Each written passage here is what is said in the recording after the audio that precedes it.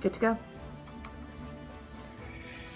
Hello, everybody, and happy Sunday to you all, as we are back here on Weave the Tale for Paradise City Stories and Mutants Masterminds actual play. I am Pope World Bill on Twitter, Pope World Bill on Twitch. I lurk in all your streams, and I am your humble editor for this evening's story. But before we get into everything and meet our fantastic cast of heroes, a little bit of housekeeping. First and foremost, we want to thank all of our wonderful sponsors this season. First up, of course, is Green Ronin, makers of delightful games like Mutants and Masterminds, like the Age system with Dragon Age, like the Chronicle system that's used for Song of Ice and Fire. Really great stuff from them. So please, if you're interested in a different kind of role play that gets your teeth into both low, high fantasy superheroes, check our friends over at Green Ronin. Speaking of really fun times, check out our friends over at Free League. Free League publishing, great stuff. Vaesen, Aliens.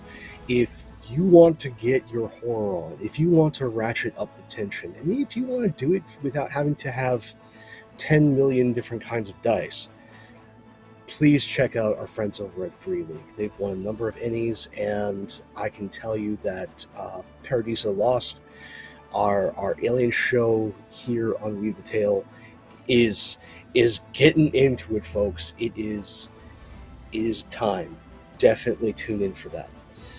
And then Modifius, wonderful publisher. Star Trek Adventures, Fallout, Dune. So if you want to have some incredible post-apocalyptic sci-fi experiences, check them out. And check out our Dune show here on Weave the Tale.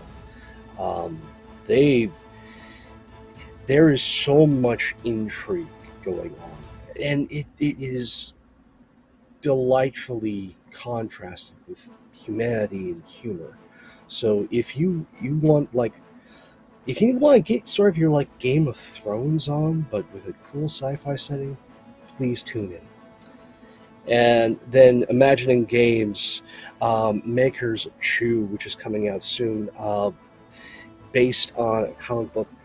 Real fun stuff in a world where chicken is illegal and the food puns flow like water. Please tune into our show Friday nights for Chew. They have been knocking it out of the park, and that is a big thank you to Imagining Games. Now, I know you all love your content, and one thing I want to highlight is something coming up shortly, November the 20th. Keep your eyes peeled over on Kickstarter for Stone Soup for the Adventurer's Soul, a podcast actual play of retired adventurers, how they handle retirement or not. So please keep your eyes peeled for that. And also, it is getting into the season of spooks and the season of giving. So by all means, keep your eyes peeled for a number of different charity events coming up. I know not just on this channel, but on all sorts of channels. Stuff for Extra Life, races. It is the season of giving, so if you have that sort of giving spirit, there's definitely opportunities for it. Just as there's opportunities for you to affect our story through a number of different donations. Something as small as a little help, which is a +2 to a roll. You can gift it to a specific character, or you can leave that open. If you leave it open, we'll throw up a poll in chat and see who gets it.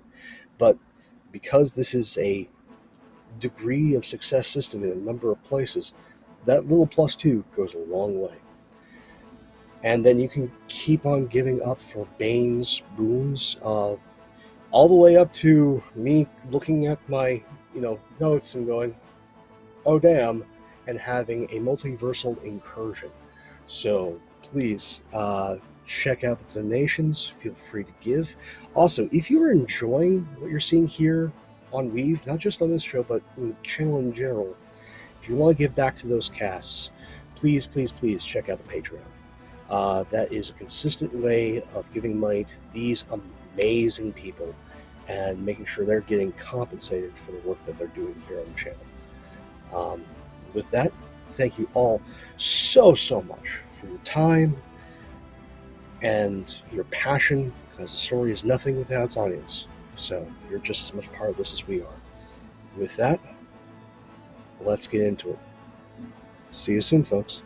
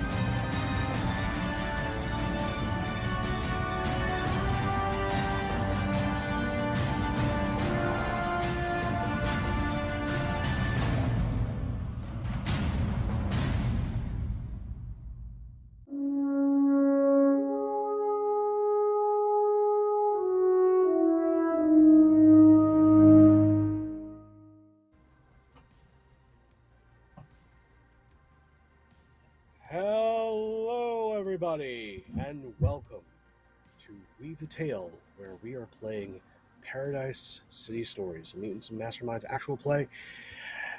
I am Pope, your editor, Pope Worldbuild on Twitter, Pope Worldbuild on Twitch. I lurk in all your streams. I use many different pronouns for the characters that we will see this evening. But as for myself, I use he, him, and I'm going to pass it around to this amazing cast. First up, Alicia, how you doing, my friend? Hello, I'm doing significantly better than I was earlier this week. I'm getting over being sick. But yes, I'm Alicia, or Energy98, or Petty Energy, depending on where you find me on social media. And I'll be playing Jetica Jones, who definitely didn't invite an extra dimensional being into this space. Definitely did not start any of this at all. Don't check the VOD, it's fine. Please check the VOD. Please. We want those views. Speaking of views, Zveth, how you doing, my friend? Hello, I am good, thank you. Yeah, it's been a good day, and I'm excited to play. I play Crystal Clear, aka Overdrive. Myself and Overdrive use she/her pronouns, and Overdrive is a half split down the middle, cybernetically enhanced. Someone from a slightly different dimension. And she's definitely not terrified about going into this nightmare realm and what that might do with the various arsenal in her own mind that they could throw back at her. She's going to be fine. Everything's fine. Everything's fine. Someone who definitely never has nightmares, never has a hard time, is Mr. Universe. Mr. Smith, how are you doing, my friend? I'm considerably better than poor Bastion here, that's for sure. I'm Mr. Smith. You can find me across the Twitterverse and what have you. I am playing Bastion B. Bucks, Mr. Universe, who is absolutely terrified about what's happening next, does not want to go, and would much rather hide in a closet. That's a move. But someone who seems to just fare exceptionally well despite all the dark things lurking in corners, recesses, top buildings, is Titanica, played by Molly. How you doing, friend? I'm doing quite well. My name is Molly. I and my character Titanica use she/her pronouns. And yeah, I think this will be exciting to do a little trans-dimensional terror hopping. Someone who knows about transdimensional hopping would definitely be our friend Lawin, played by the inimicable Anito. How you doing, friend? Hey there. My name is Anino. I use he, him pronouns, as does my character, Lowen. Um, I believe he's still trapped in another dimension, having been absconded with by the Wax King. So, we're going to be doing some bargaining. Yes. For those of you good readers, this is issue 304. And the issue back, Lawin was absconded with by the minions of the Wax King, brought before him in his court. And the entity with Lawin before him said a very interesting phrase. I know where your son is. So, Anino, please describe the cover of today's issue. Yes, so we're going to go with a classic comic book cover trope. You're just going to see mysterious ghoulish hands with puppet strings being manipulated on it. And connected to the strings are the superheroes, all of them. Excellent. I love a good cover and I love a good trope. And as we turn to the very first page from that delightful cover, we are in familiar confines. Not familiar to our heroes, mind you, but familiar to us. As we see the old grimy pipes, bits of wax hanging off of them, and the myriad candles that fill the hall of the court of the Wax King. And again, we see the figure on this large dais and throne, coated in wax, myriad candles. A face that, if it weren't for all the wax that's running, would be sort of like an elderly human gentleman with fire in place of eyes. And those fiery pits are staring right at Lawin, waiting for an answer.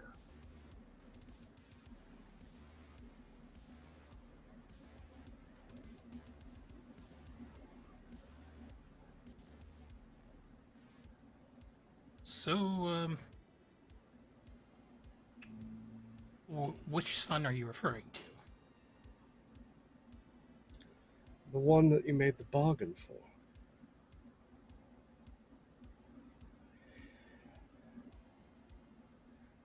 You are questing for a reason, Lawin. One that is noted by those who care. And I am one of those. And unlike your current patrons, I do not have a need for you to go traipsing about the multiverse doing odd jobs.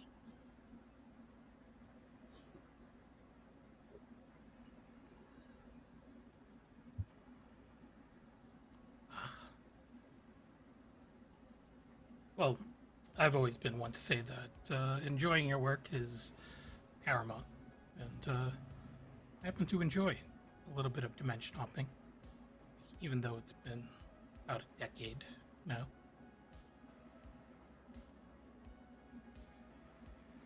That is a long time to go without reward or praise. Have they even given you a hint as to where he is?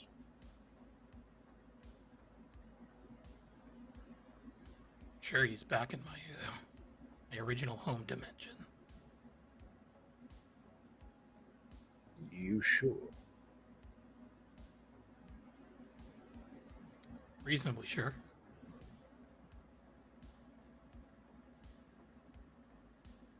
Okay. He just smiles. Smile that you've seen before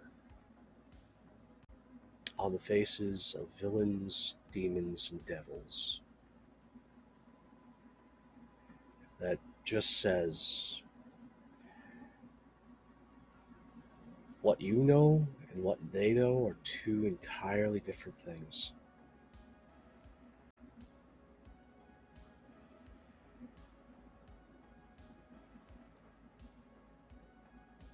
So, yeah, Lawin is a little bit concerned, but there's no reason for him to trust anything that this guy is saying, so um, he's taking it with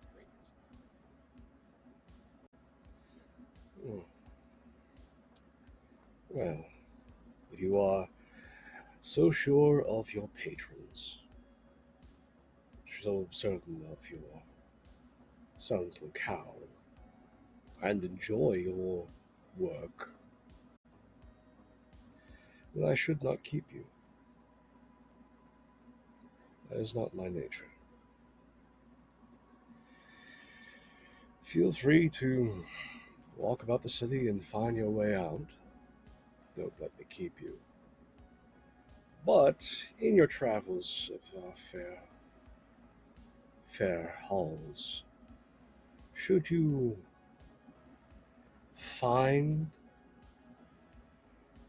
that things may be amiss and are in need of direction, feel free to come on back anytime. Open invitation.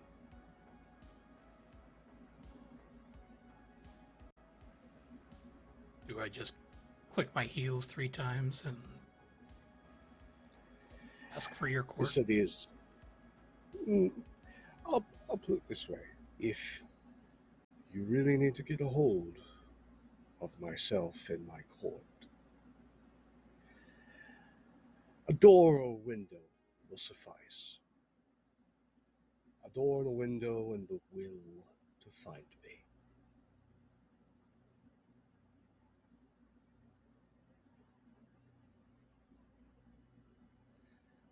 But as for you getting back, that's on you. But I am certain a traveler as noted and experienced as yourself will have no problem getting back. Just a word of advice. Avoid District 13. And should the 13th hour ring, find a restaurant, lay low.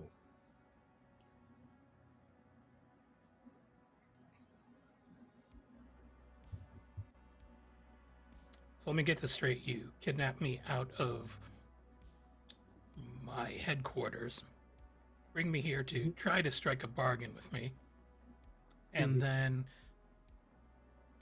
you don't even have the courtesy to return me to my original space. Well, again, I was trying to do right by you and your family, but you have rebuffed my offer. I will not stand against you unless you give me a reason. But as I see that you have nothing to offer myself, there is no reason for me to put you back. I can easily let you go, and you, being as mighty as you are, can easily find your way back.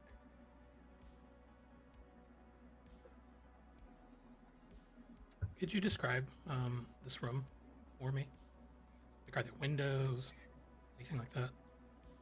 No windows.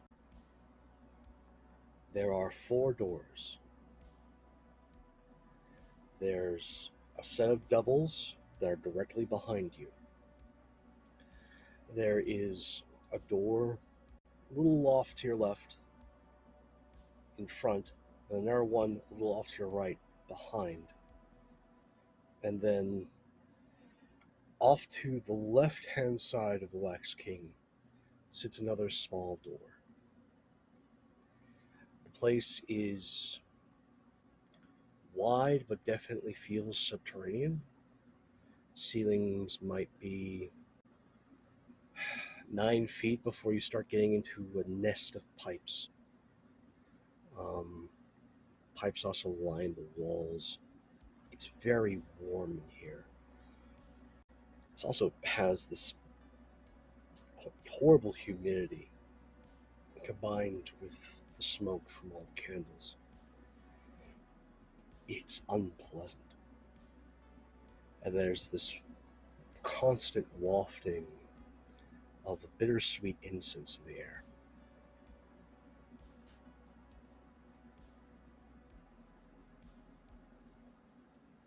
Lowen's just going to extend his senses out and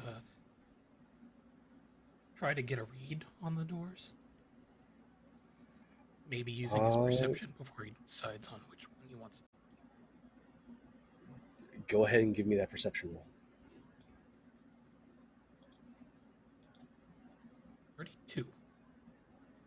32. Excellent. Your senses are sharp. Sharp enough to cut through the haze.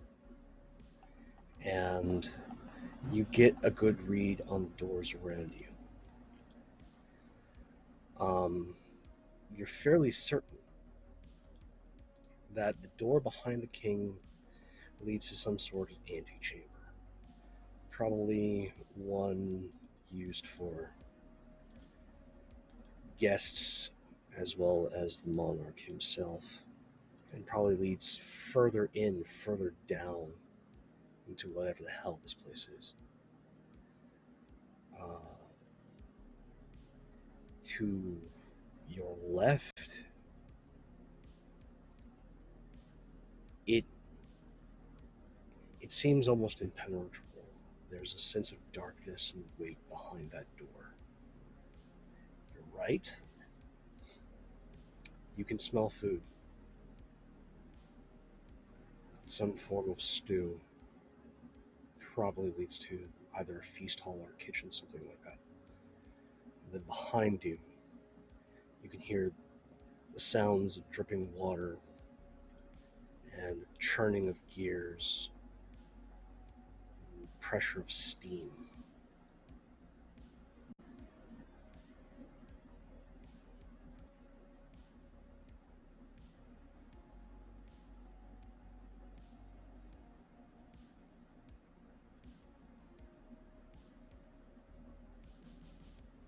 Can't hear you, friend.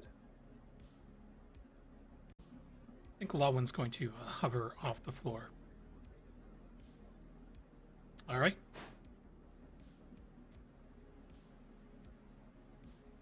Been very unpleasant meeting you. And he's going to head for the door behind the throne. The one that going to lead deeper into his shindig. But along the way, he's pretty much going to topple every single candle and candle holder. Out of spite. If that wasn't clear enough. I can get behind spite. No one stops you as you go about this waxen rampage through this hall. And just as you get to the door and open it, you just see all those candles flow back onto where they were sitting, returning to a form of stasis. You hear a chuckle from the king as you put that first step through the door. See you around, Lowen. He just waves his finger around the room. I'm still calling OSHA on you. And then he's going to float on through and explore the rest of the place. As the door closes behind Lowen, we cut to a different door. Door to the main hall of our heroes over at the Epic. And cut inside to a new morning as Titanica, Overdrive, and Mr. Universe, you wake from restless sleep to a new day and an appointment with a tailor. How do we find our heroes?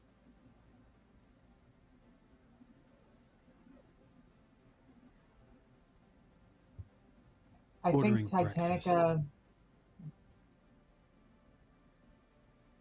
Go ahead, Titanica. I think Titanica actually got a decent night's sleep, curled up in her little nook, and is well rested and sort of just taking that moment of peace before things go as wild as she thinks they're going to. Fair enough. How did Bastion do, and how is he this morning?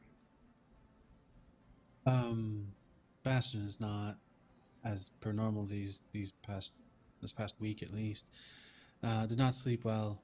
Looks a bit groggy, but trying to push through. Already has a cup of coffee in his hand as he's making an order for breakfast to be delivered. And how's Overdrive this morning? Overdrive has a vibe of calm to her. She's not calm. I don't know how well the others will know this, but her cybernetic screens currently just show like almost like what looks like gentle waves in the ocean, and but she has spent a good half an hour this morning like curating that emotional state.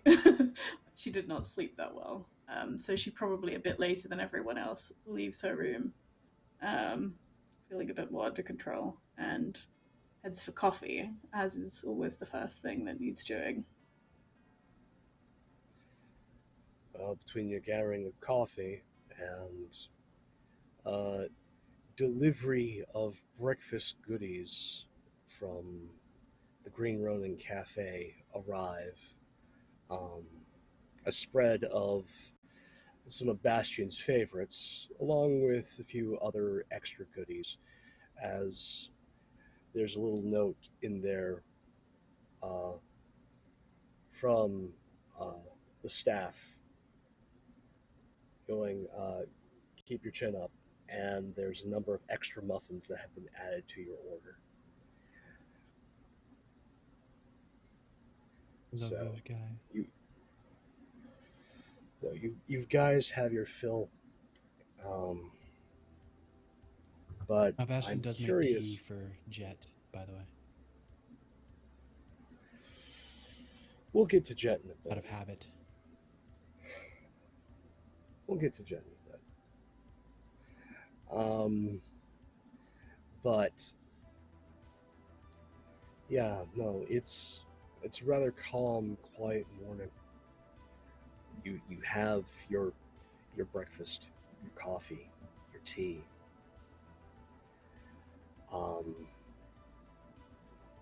And as you are finishing, who had the French toast? Let me just ask that. Okay, Overdrive, as you finish the French toast, between the remnants of the French toast, whatever syrup or butter you used, there's just a note on your plate. It's very clear.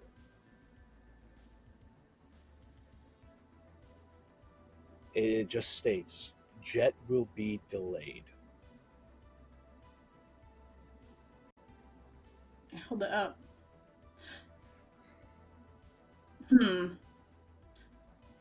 Should this be reassuring or more ominous?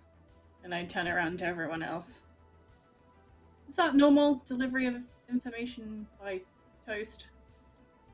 I feel like we could have texted. Bastion looks up as she lifts the plate and is like half putting a piece of sausage in his mouth, and he just sort of cocks his head as one eye squints. Yep, that seems par for the course as of late. Hope she's all right. As he continues to stuff his face. Okay, good to know. I just pour extra syrup over the top of it. Just douse everything and the message. That valid and such a mood. You could say that cryptic messages are some people's bread and butter. I will get my vengeance.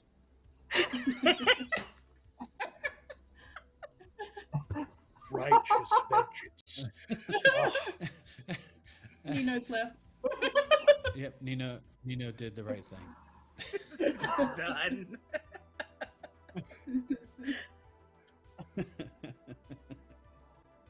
So, as breakfast ends, I think we see everyone getting themselves ready for going and picking up whatever's at that bizarre tailor's. But I want to zoom in on Mr. Universe and Overdrive in this quiet moment in the morning before what is assuredly a strange and dangerous trip.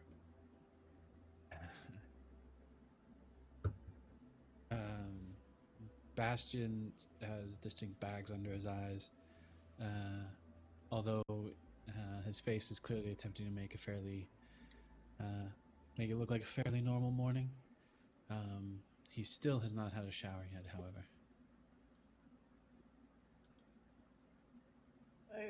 Very unkempt. Okay, so Overdrive is gonna take a moment where maybe Titanica's gone to get ready for the pickup or something. And she's gonna shift her seat over next to Bastion and just give like a perhaps slightly too too hard a friendly punch on the shoulder. Be like, hey, you alright? You look like crap. The punch hits just as again he was starting to put some egg in his mouth, and this just jars over. Oh, I wasn't eating anything, thank you. Appreciate you. He puts the Always. fork down though.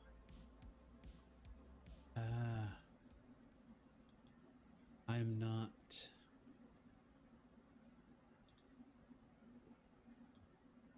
You know what? How are you? How are you? How are you? That's not how this works. How about Much easier, deal? right? I'll tell you how I am. You have to go first, because I got my question in first. Touche.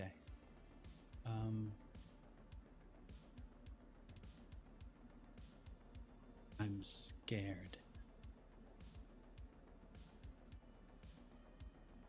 I'm scared. Overdrive sort of takes a deep breath.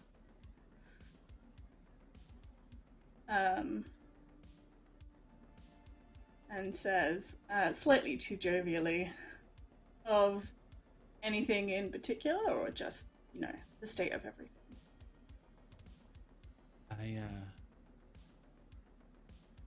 I almost not existed. Yes, yesterday? Was it yesterday? It all blends together. Just not existed. For the briefest of moments, my hand, my very own hand, just, it wasn't there. And it's not that it wasn't there, it was never there. It was never created, it was never destroyed, it just didn't exist. How does something not exist, but the rest is still there? Okay. How does So that I'm guessing work? this isn't an overly elaborate metaphor. No. I thought I made a brilliant leap, and you know how brilliant I can be. I made a brilliant leap that I could reopen a door to someplace. And so I looked at that door over there where Lavin went to, and I attempted to open that door again to where he went. And you know what happened?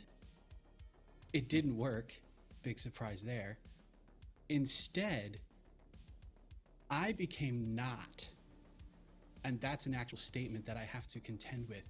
I became nothing. Nothing. It was uncomfortable, to say the least. Thankfully, the powers that be, whatever they are, decided that it was not time for me to not be, and decided to intervene. So I appreciate them for that. It was a bit awkward, I can assure you. I kind of wanted to cry a lot. I think I may have at some point last night, to be honest.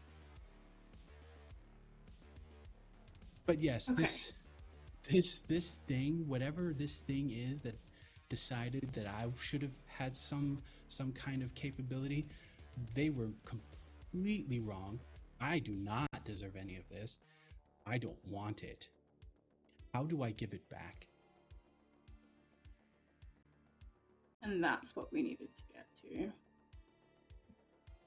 I got bad news for you. Maybe you didn't deserve it. Maybe you didn't want it. But you got it. And, I mean, I'm not great at rousing speeches, and I feel like, that's maybe not the best way to start off, but I don't know if I believe in, super higher powers or destiny. Stuff happens, and definitely there's weird things. So, I can't say whether or not you definitely deserved it. You should have it. I mean, to me, that doesn't matter. The point is you do. And, okay. So, I don't know how well you remember when we first met. It was, let me say, a bit of a mess.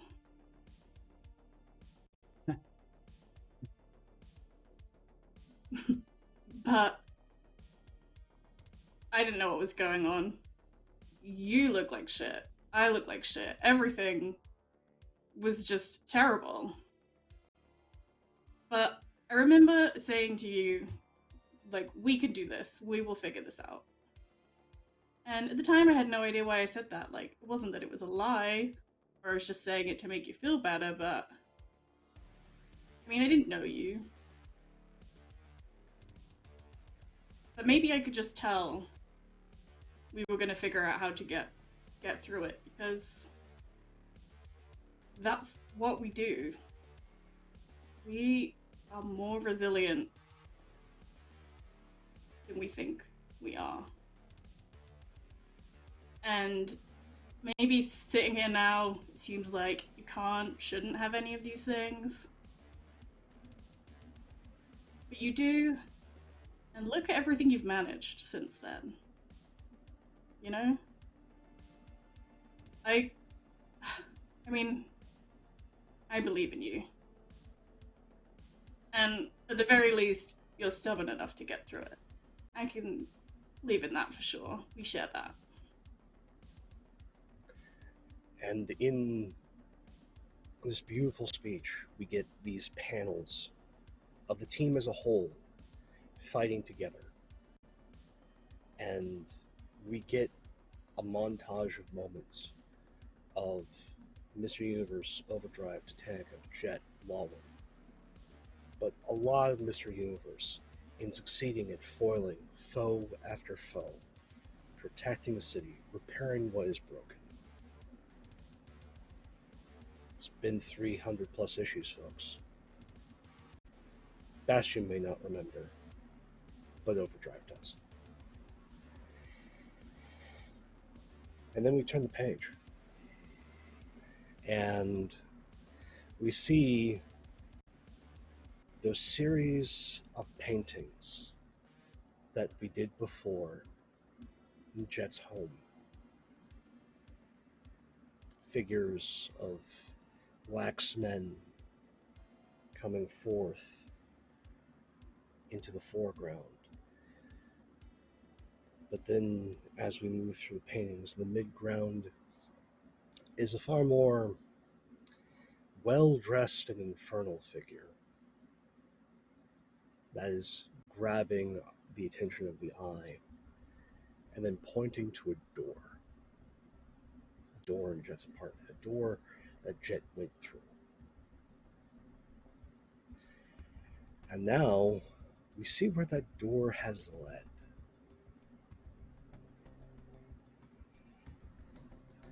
The interior looks like a well-appointed apartment. Very nice furniture, beautiful fireplace. Floor of black marble, white leather furniture, large oak table, few chairs, and standing in power suit is that same infernal feminine figure.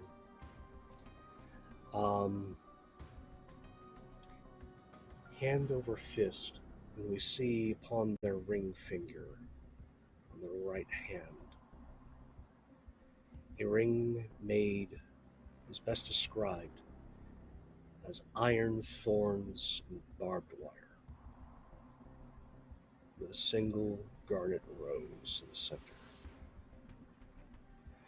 Wow, you've been busy.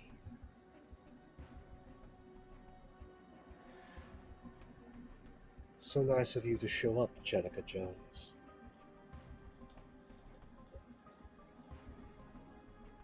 I was invited, to my knowledge. Oh, yes, you were. It seems you've been busy between hounding my former student and unleashing an unwanted force into the mix of things.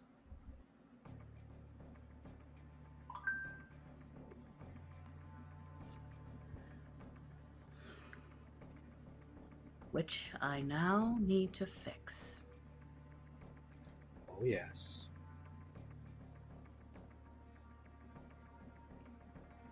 And I think you can help with that. For a price, of course. Of course.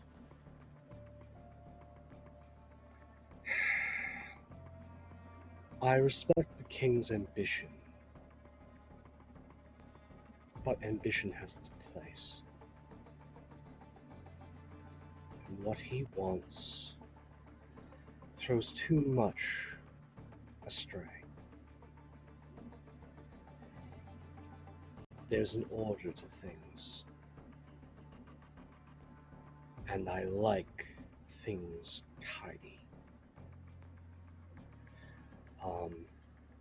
And just to punctuate that sentence, we hear screams coming from another door.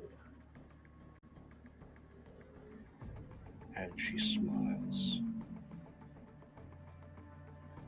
I enjoy magic, sensuality, temptation, corruption, and punishment. But in order to enjoy these things to serve my purpose, things need to be in the proper places. Things need to have a proper order.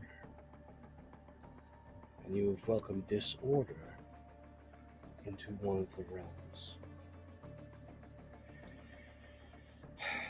But yes, you are right, I can help you. And yes, you are right, there's a price. But I'm not interested in your soul.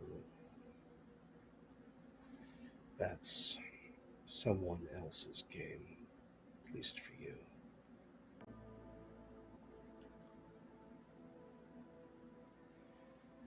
But I can Then give you the what power do that you need. Alright, go ahead. I like the idea. I can give you the power you need, and then that, like, before need's finished, Jet interjects. Finish that sentence, please. What? Just name whatever the price is. I'm not a fan of chaos either. I like things in their place as well. It was not my intention to invite this disorder. But As much as I can remember, I had no choice. Rats in a trap rarely do. Clawed hands going over the sides of chairs as she moves closer to you. You can feel the heat coming off of this individual. It is bright, searing. What I want that you might be able to provide is I want a very particular individual severely inconvenienced, as well as you to fix your mistake.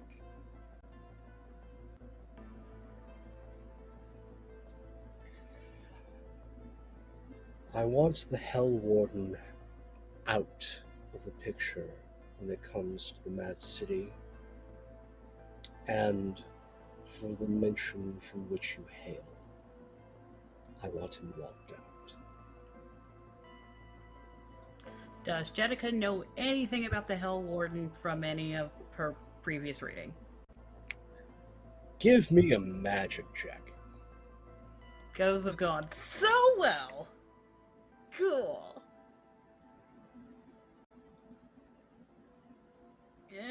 18. 18? That's not bad. That's not bad.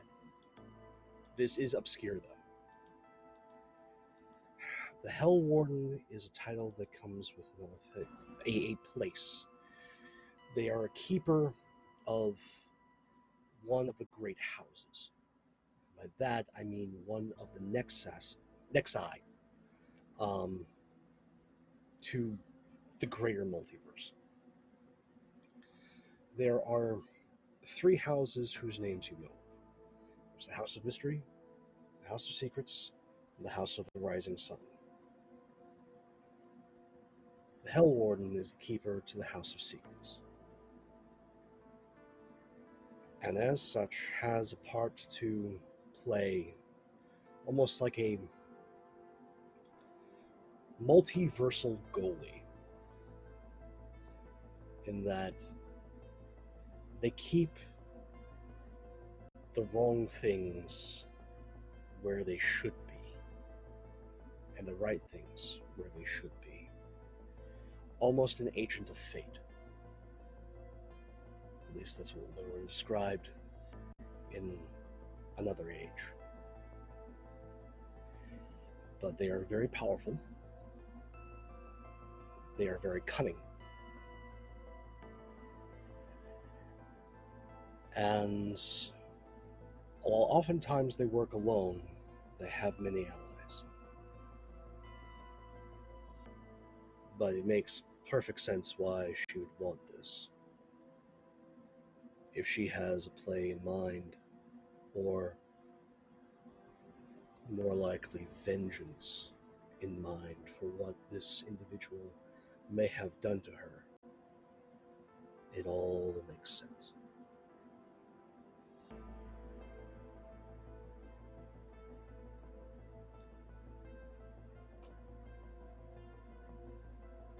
So you want the rule keeper out of commission for a while so you can change the rules.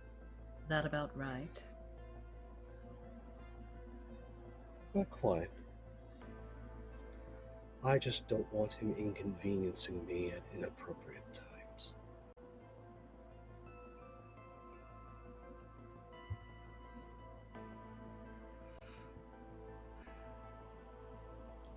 Am I to deal with him with my own power as it stands, or are you also going to help me with that? Oh, you will be empowered. No need to worry about that.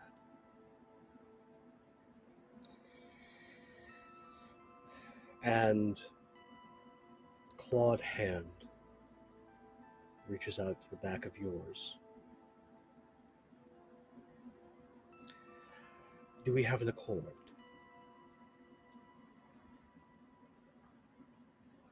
Jet'll look at. Is it they them? She her?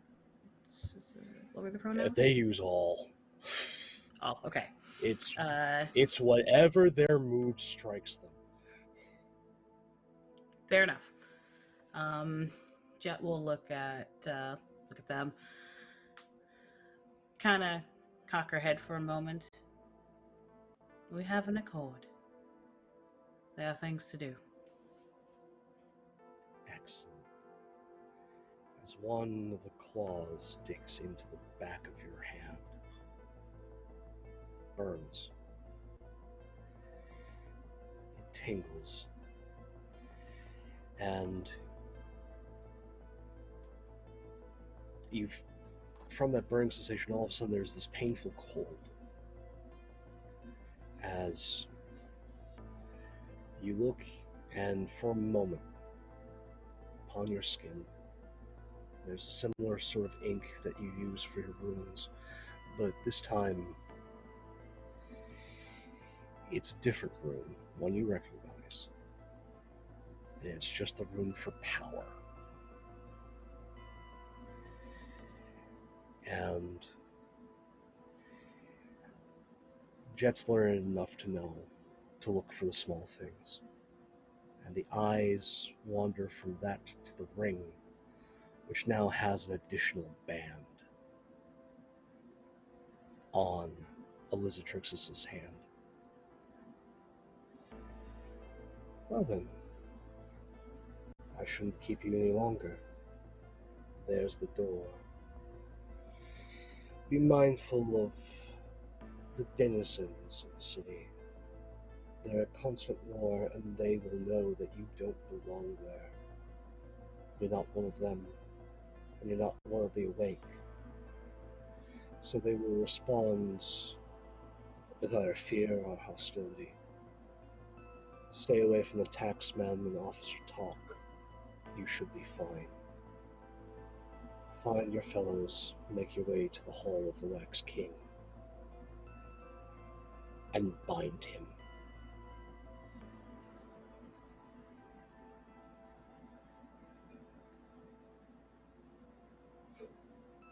I would think that was rather obvious. Are you in the market to make deals with fools? And with that, Jet will leave. And as you walk out the door, because a demon always has to get the last word, I made one with you. And just a cup of some sort of red liquid reaches Elizatrix's lips. As Jet walks out, and we see for the first time the Mad City proper. Towering skyscrapers, far beyond what the eye can see as their tops. It is a city bathed in that dirty amber light of street lamps. There is a distinct smell of wet on the wind. Sound of old cars and horns blown from ages past. It is a bustling place, an unsettling place. Things are not what they seem. And in the alleyway, between two of these massive skyscrapers, stands Jessica Jones, alone.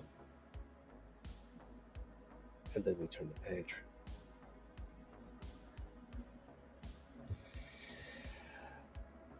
We see Lolwyn, deeper in the den of the Wax King, an empire built on currency. Currency the Wax King mints. As Lolwyn has stumbled into one of those mints, going through the darkened hallways, there's this press of steam and air as all that wax from all those pipes is being pushed through this machine that just makes these perfect, hardened wax discs about the size of a 50-cent piece, and just run along conveyors into bins. That's where we find Lawin. What you up to, friend?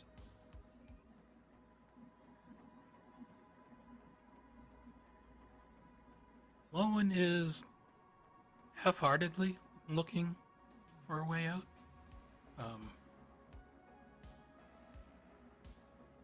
Seeing is that his host was not polite enough to return him to his home place, he's decided to not be very careful about making his way out of this place. So, you know, his hands will brush across some of the machinery as he makes for the next door, and he will send jolts of electricity through the machines in order to maybe short circuit them in some fashion. Yeah, just in that case, just give me an attack roll. Let's see what damage Lawin does to the operation.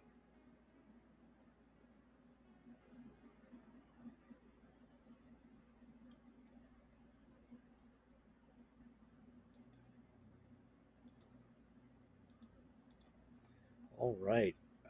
Jeez, 33. Okay. Well, there is a pulse. Lawin is obviously in a mood. As gears begin to lock, overpressure in some of the pipes causes them to burst, and the place is become a mess. As this mint, this press, is assuredly out of commission. And with that element of spite, red lights begin to blink on and spin. The hue to this place that was once bathed in candlelight. All of a sudden, the candles dim, and nothing but the red lamps illuminate down below. There is no siren, at least not an audible one. But you've upset the apple cart this time, and you know it.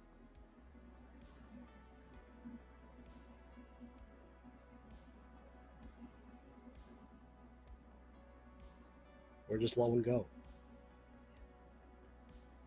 He's continuing to extend his perception out to each doorway that he happens to go through, looking for a way into the city. I'm going to keep your previous roll since that was so damn high. It takes you a bit. You rush past as we get cuts and cuts of panels moving past lower functionaries. They're confused as to what's going on as Lawin hovers and zooms past.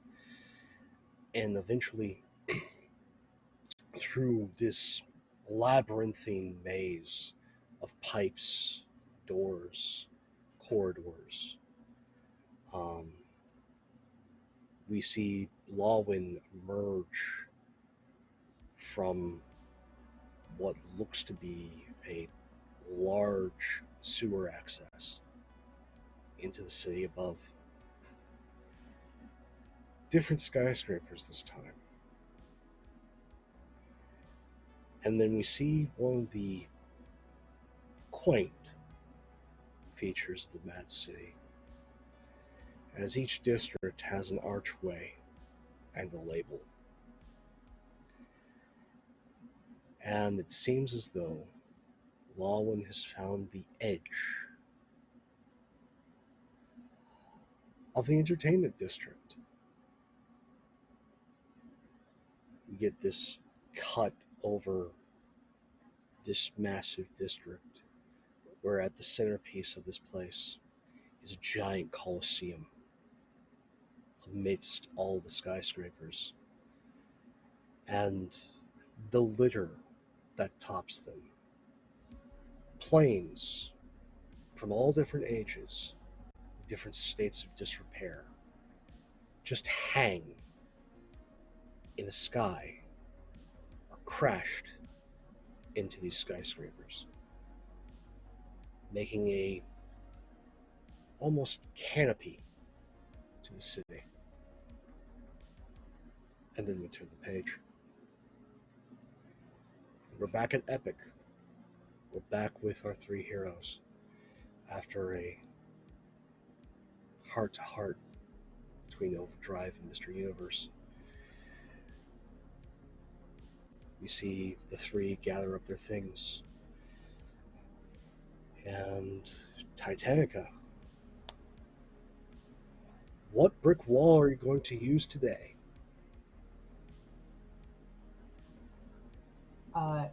It's another case of literally whatever the closest brick wall I can think of is. And on one of the lower floors, as sort of a nifty edifice to a law firm, they have within one of the hallways transitions from, drywall to brick. They just show off the wealth. And this is the law firm of Spencer and Howitt. They're known within the city in dealing with metahuman law, as collateral damage is a thing, folks. Good heavens. So, you find this brick wall outside the offices of Spencer and Howitt. I take it you do the ritual? Yeah. Draw the door, whole thing. And in the early morning, when only the secretaries are in office, this wall opens up and into a place that they're not going to want to fall. As Titanica, and I'm guessing Overdrive and Mr. Universe follow. And you're back in Odin Falls. And that same stout woman greets you as you come in. The ring of the bell at the door. Oh, good. I see you're here for your pickup. Delightful. Should probably just make certain that everything's sized right. Again, we have your measurements, but with now human bodies, things can just change in any given moment. So let's get these on, make sure that everything's fitted properly, and then we can talk about payment and get you on your way. Sounds good. And so we get these fitting montage as you guys are fitted for, as my note says, stuff for movement. So go ahead and describe your outfits that this supernatural tailor has put together for the two of you.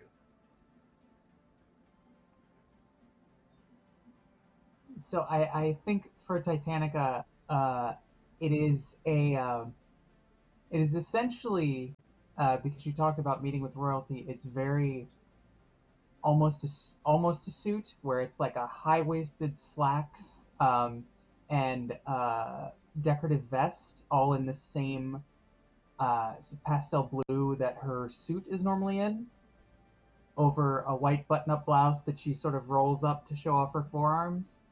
And the shoes are a clunky heeled boot that at first looks like it might be inappropriate, but is actually just well balanced and has like proper ankle support. So it's a very like James Bond style suit. I am here for Titanic and James Bond style suit. I am all here for this. And what do we see of Overdrive's ensemble?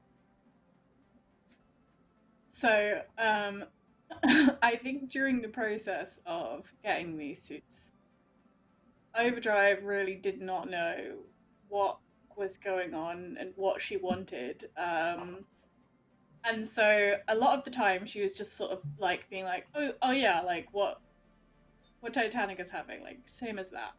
But then like anything that becomes like, you know, too much of a color, she's like, oh wait, no, but like that, but without that, or no heels. So it's also a suit, but it's just it's mismatching.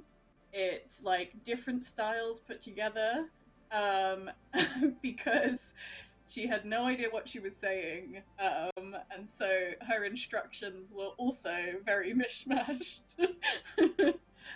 So it's like the bad version of, whereas Titanica looks like Bond and in style, Overdrive looks very uncomfortable in, like she's gone for like 4 different styles at once. I like this idea of this quarterly getting into heraldry semantics. This quarterly sort of suit. So this suit of 4 quarters, not just the jacket, but also like the pants, are done in 4 quadrants. And it's a mishmash. It's a look. It's definitely a look. It's well fitted, but it definitely catches the eye. Mm-hmm. Overdrive is like looking over to Bastion and is like, if you laugh, I will disintegrate you myself. And then she'll wink.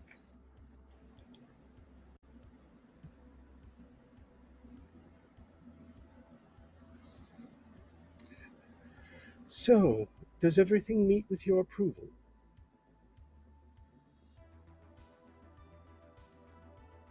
Feels great. Excellent. Always glad to have a happy customer. Now, as for payments, seems someone's been in and paid for these.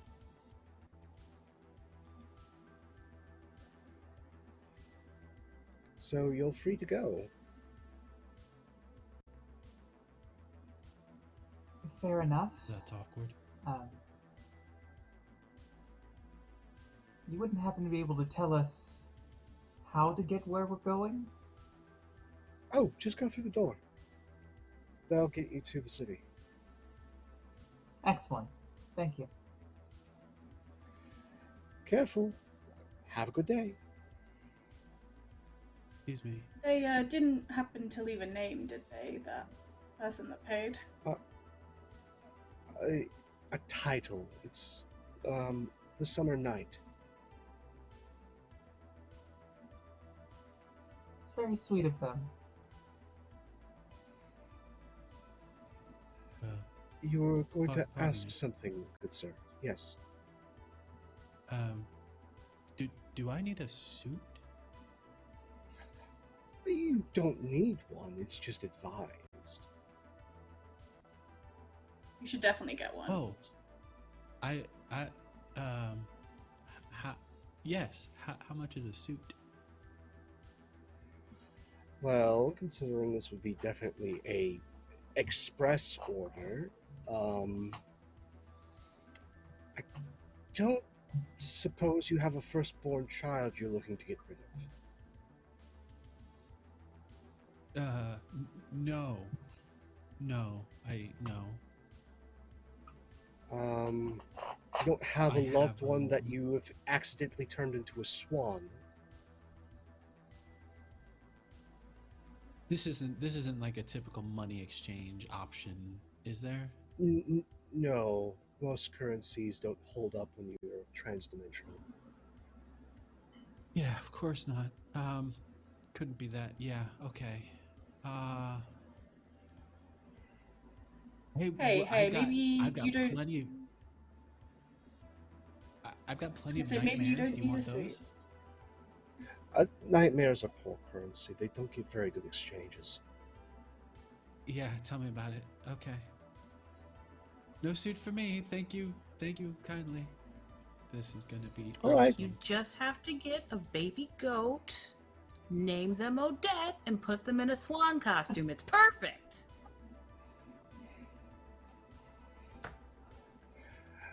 But on that note, we see our three heroes too in some interesting threads. Yes, to Overdrive? I was just gonna say, as we leave and we step out the brick wall, Overdrive is gonna shrug off the jacket part of hers and be like, "Hey, look, we can share," and then drape that over his shoulders. Oh, Nice. oh no, no. I think this style remains on your shoulders. Not anymore. And I'm gonna sidestep if he Whatever tries to do it life-threatening back. thing, whatever life-threatening thing could possibly happen, does not need this style to be on me. Hey, look, Okay. it's a gift. You can't reject it. Yes, of course. Okay. As there's this fight, as they spill out of the doorway and into the Mad City,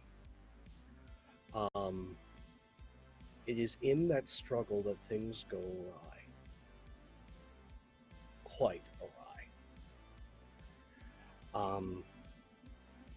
As we get these quick cuts of that brick wall, that special door, and it cuts to 3 different alleyways within the Mad City. As Mr. Universe ends up in one, Overdrive ends up in another, and Titanica yet another. All of our heroes are in the Mad City. All of them separated. Different places, large skyscrapers.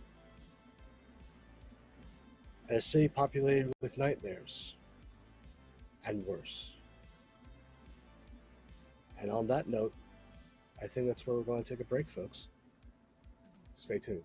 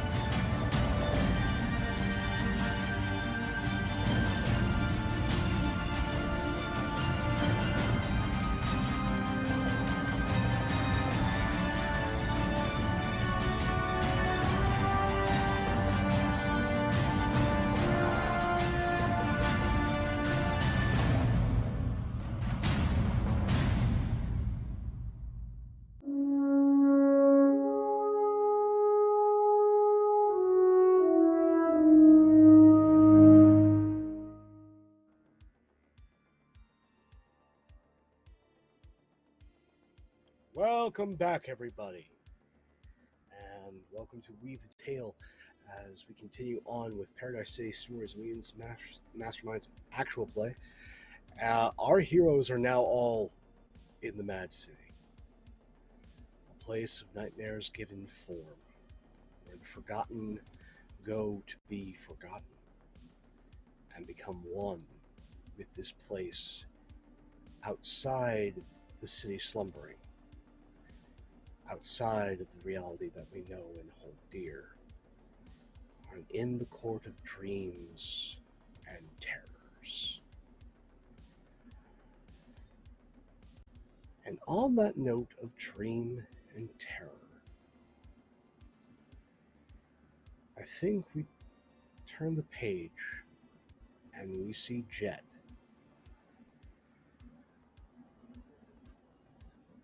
It's a brand new place. You find yourself in an alley. Skyscrapers all around you. What do you do? Where do you go? First thing Jet's gonna try and do is see if our comms work here, like our team comms. Try and call somebody.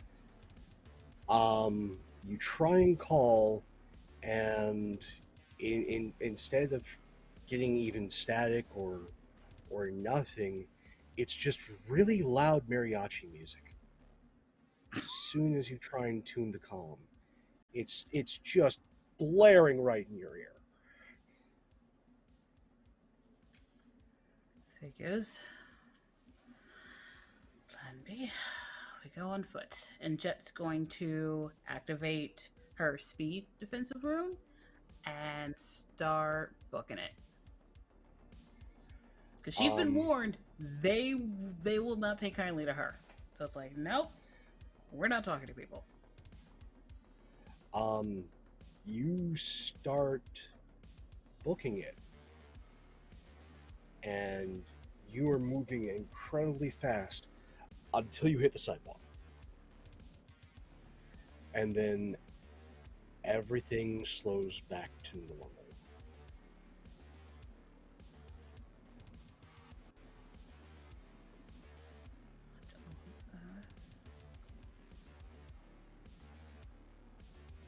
Does her magic not work here? Is that like she's gonna try and activate a different defensive one, see if that works?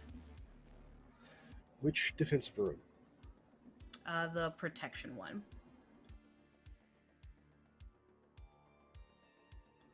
Protection one seems to activate and work just fine. Speed It one, seems not as so though much. there are laws here about specific places, and it interacts with your magic. Strange way. Fantastic. Like a sidewalk is meant for walking.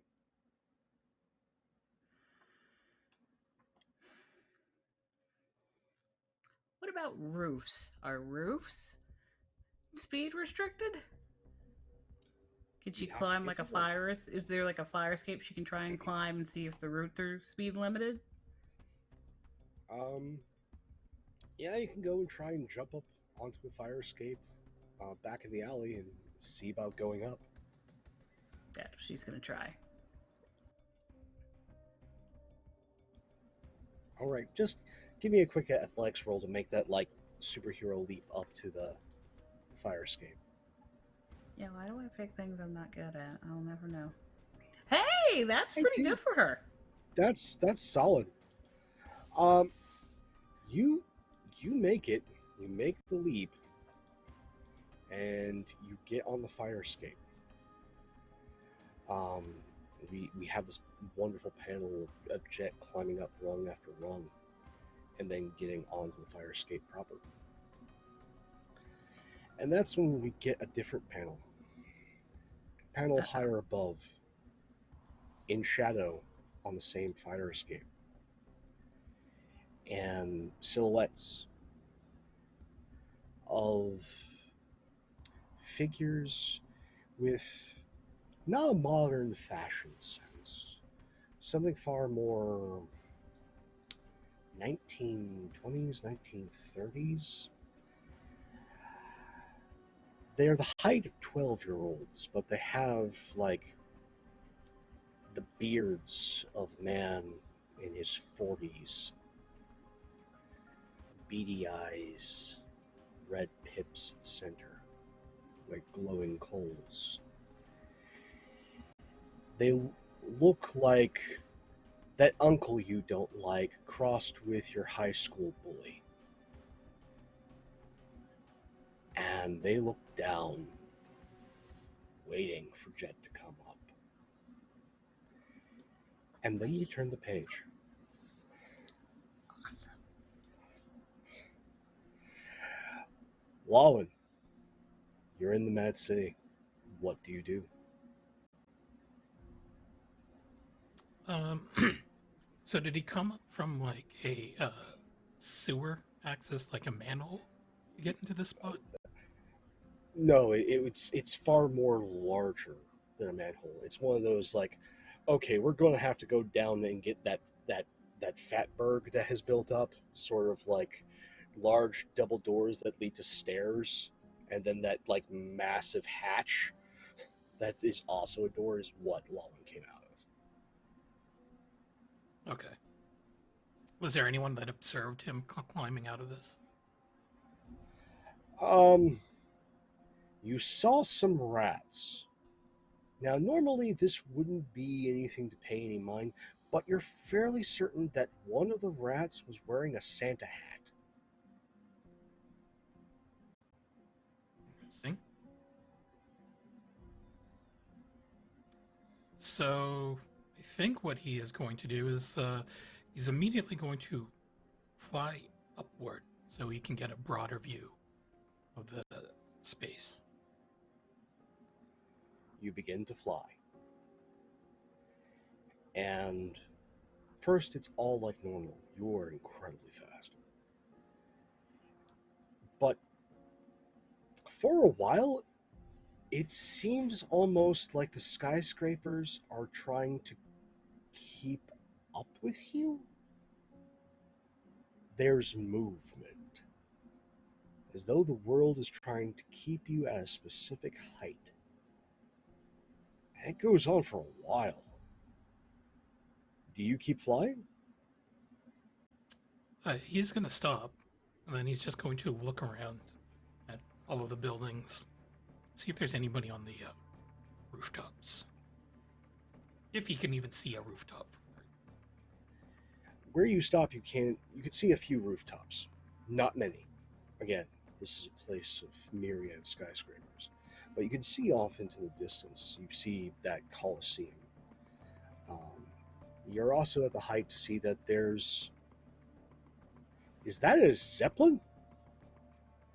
With a digital billboard on it? Yeah, that's definitely a Zeppelin with a billboard. It's advertising Zap Cola? Energy in a can. So much even the gods will tremble. And that's in the distance. You also see like what looks like it might be in 1940s style brick building, probably holds a print shop. And then like what's obviously like a 8-story apartment building. But those are the only roofs they can really see from your vantage point.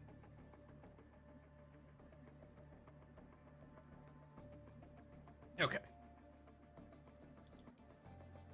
So Lowen's curiosity is piqued, and he's going to make his way to the Colosseum.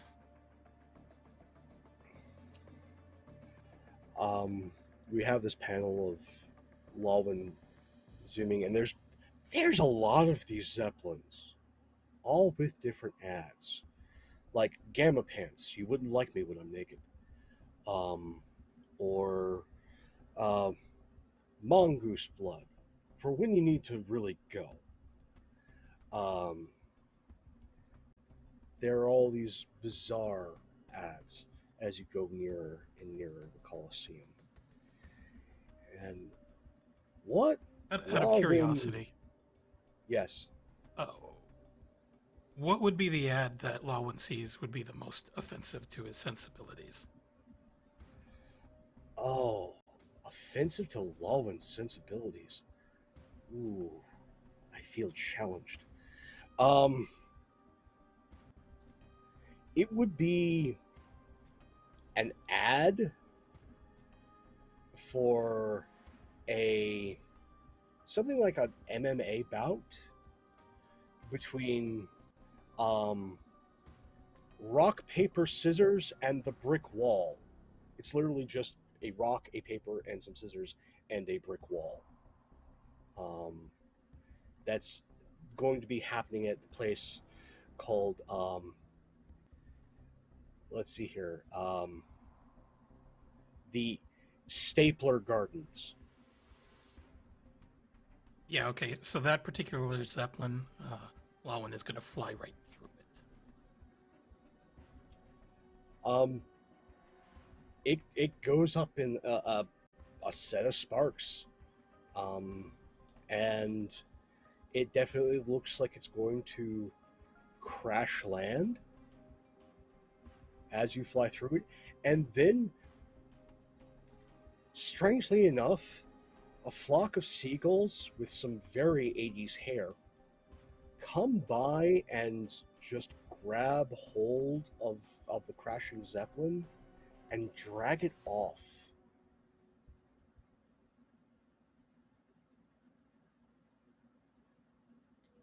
Pause for a second. Did you just say flock of eagles with 80s hair? Did you just do that? Is that what just happened? Flock of seagulls with happened? very 80s hair, yes. That's yeah, what no, happened. do you think I I'm told you going to I'd let get my that revenge. pass with no comment? Is that what you think is going to happen? Effectively carrying a lead Zeppelin, by the way. No, the Led Zeppelins are in a different district. Moving on.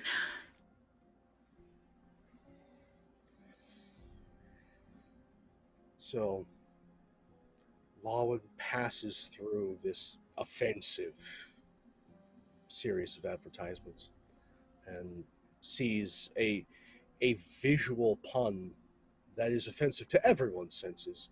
Rescue the Zeppelin.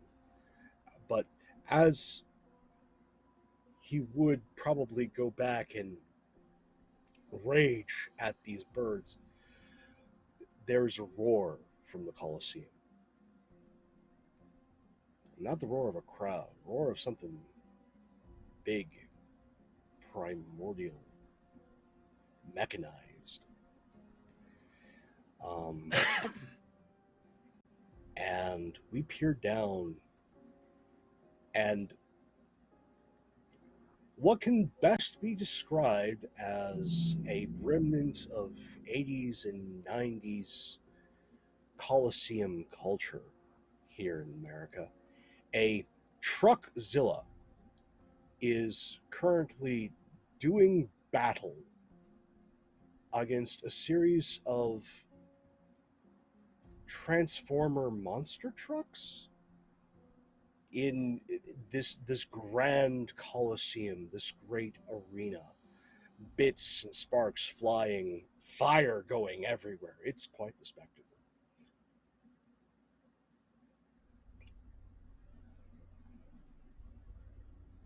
But Lawin doesn't hate it.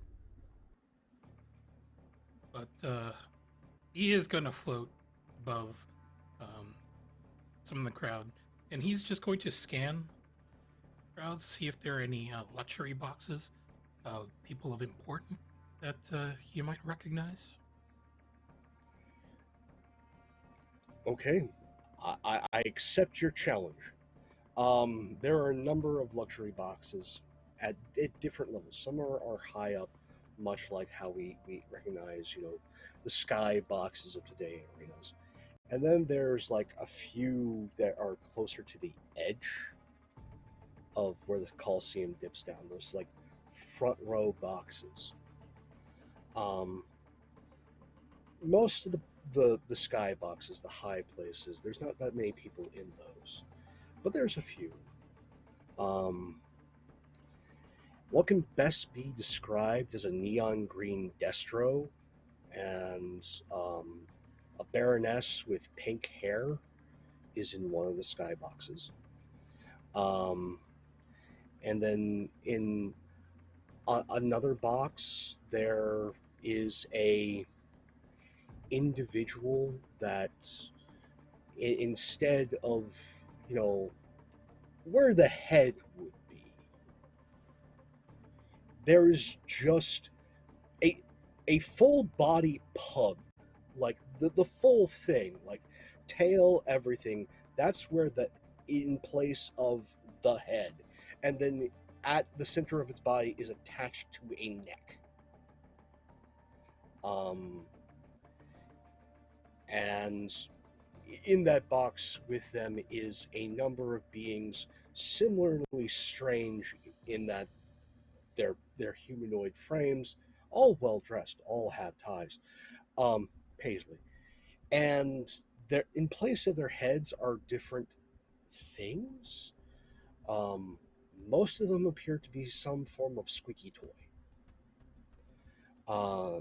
And then in the last of the populated skyboxes for this evening's entertainment, it's just a giant can of Pepsi.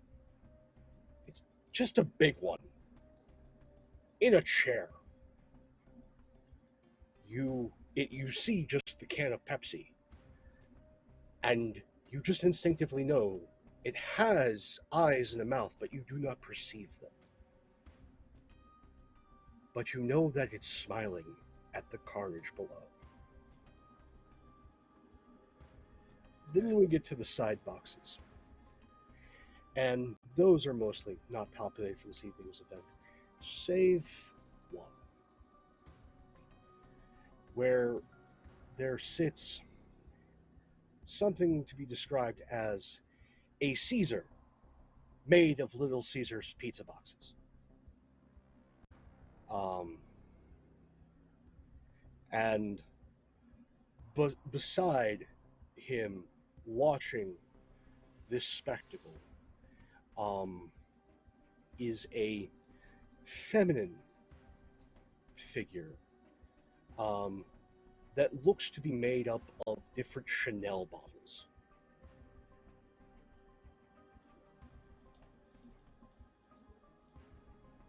So you're telling me that the Caesar box man is eating up?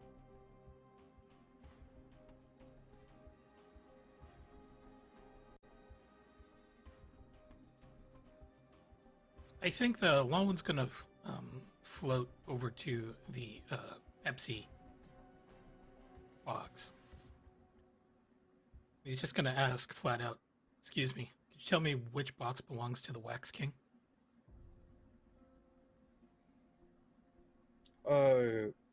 And you hear in your head this effervescent voice. I cannot do it justice. It is not meant for mortal ears to hear. But in this bubbly, gurgly tone, in your head,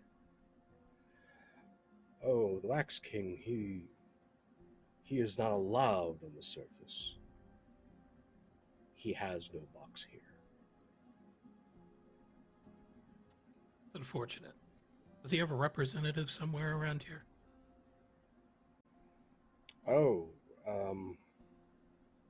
more than likely, well, not here in the Colosseum. Wax King is at constant war with the paper boys. Find a paper boy, you'll probably find one of his servitors.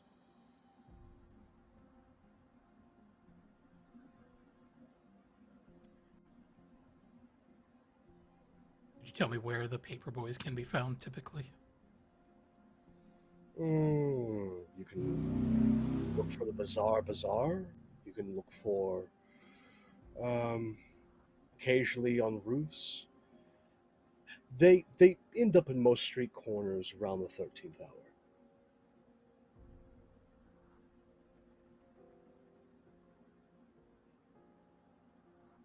Valman's gonna look around for a clock.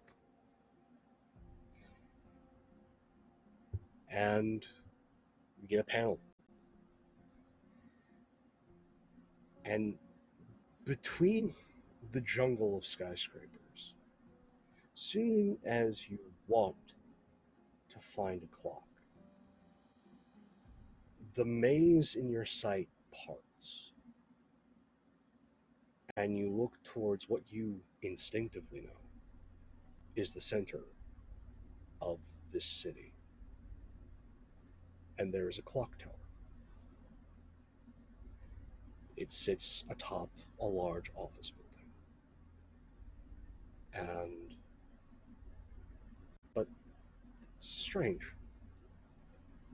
It's an office building, but it says high school beneath the clock. And currently, it's a little after 11 p.m.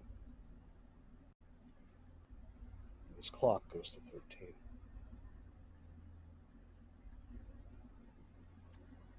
All right. One last question. Could you point me to the bizarre bazaar? Oh, it moves, but I think it's... This being does not have hands, but you know it's gesturing. And it mentally points you north. You think it's north. You know it's north. That way. Ah, thank you. Been most kind. You know Coca-Cola, but you know, you'll do in a pinch. And at that, Lawan's just going to soar off to the northern direction. We turn the page. And we catch up with Overdrive. You're in an alleyway. It is illuminated by that distinctly urban, like amber yellow light. It's dingy, it's dank. And you see the skyscrapers above. What do you do?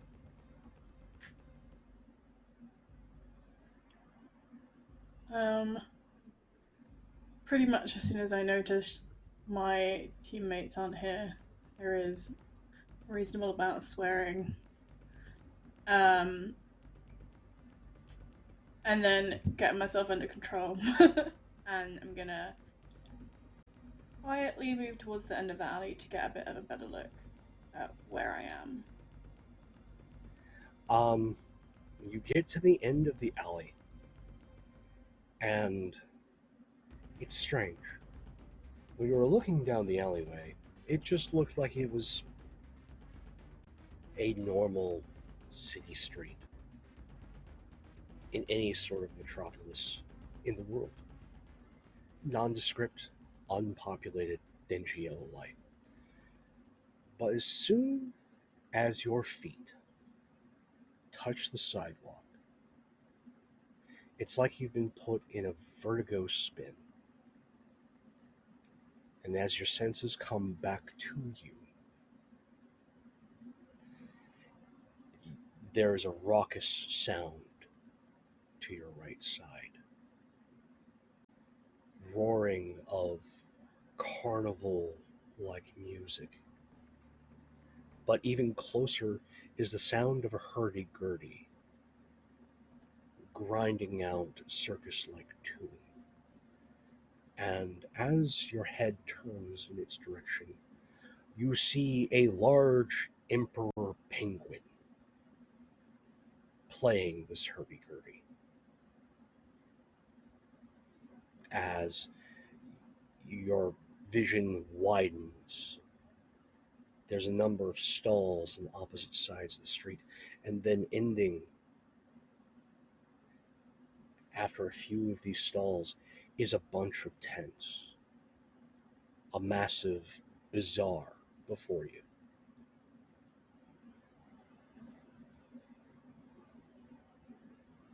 I muttered to myself, well,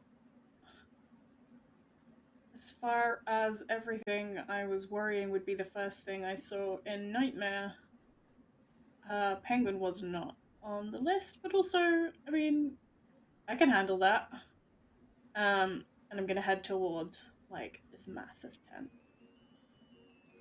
And as you head towards these tents, as you're passing by all these stalls, you hear cry out in this booming voice, "Get your nuts!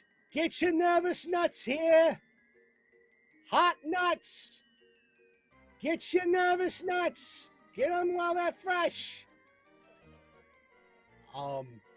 And your eyes meet with... If Joe Pesci was a squirrel, this is the entity that you see. Like, wearing a toque, done up. It's not cold, but he's done up like it's winter. And he's there with a bunch of other squirrels that are tending to this nut stall.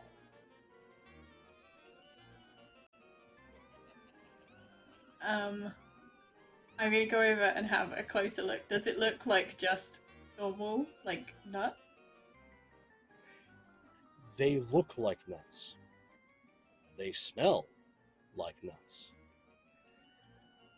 But again, you're dealing with a bunch of... Again, they're squirrels. They're the size of squirrels. But there is a distinctively human voice and a human intelligence behind these critters. And one of them just loudly hawking, "Get your nervous nuts here! Nervous nuts! Get them fresh!" So, I'm gonna go over to the guy, the squirrel-sized guy that is yelling, and just be like, excuse me, 2 questions. 1, are these nervous nuts because the nuts are nervous, or because they make you nervous when you eat them? Yes. And also, where the hell am I? You're in the Bazaar. Well, the gateway to the Bazaar. And yes, the answer is yes. Yes to which? Yes. Okay, yeah, never mind. The Bazaar, that makes sense. I mean, apt, at least. You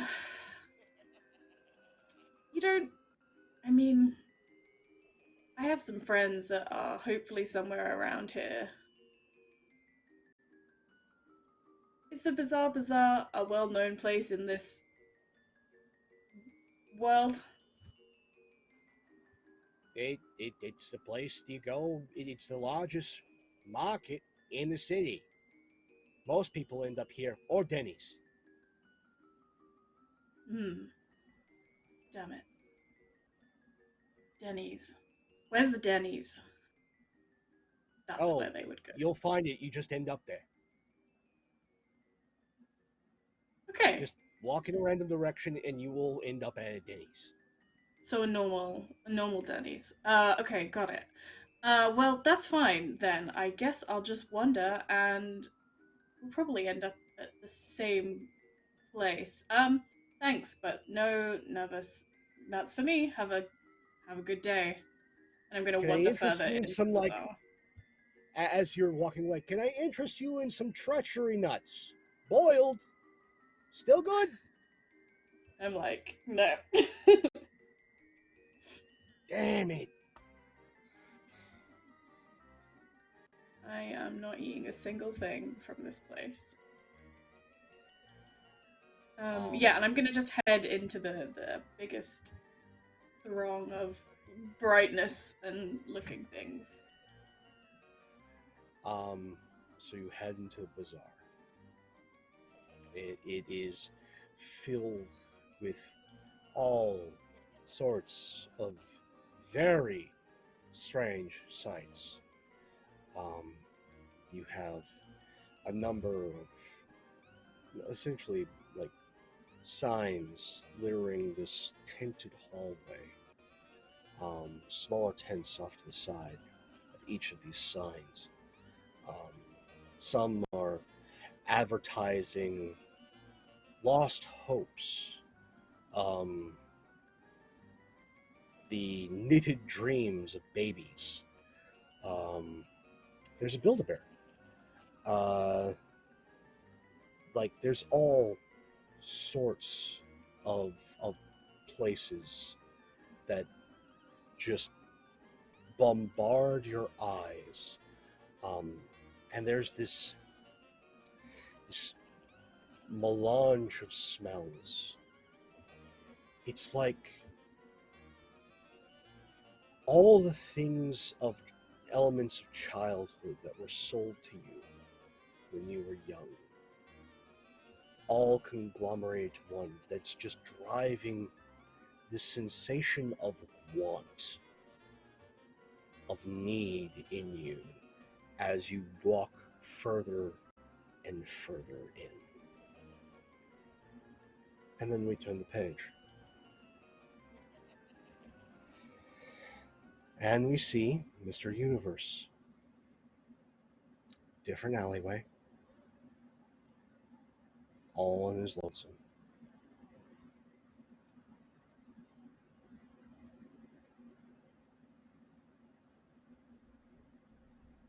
Touches his earpiece. Overdrive. Loud mariachi music just blares into your ear. Ow, ow, bad music, bad music.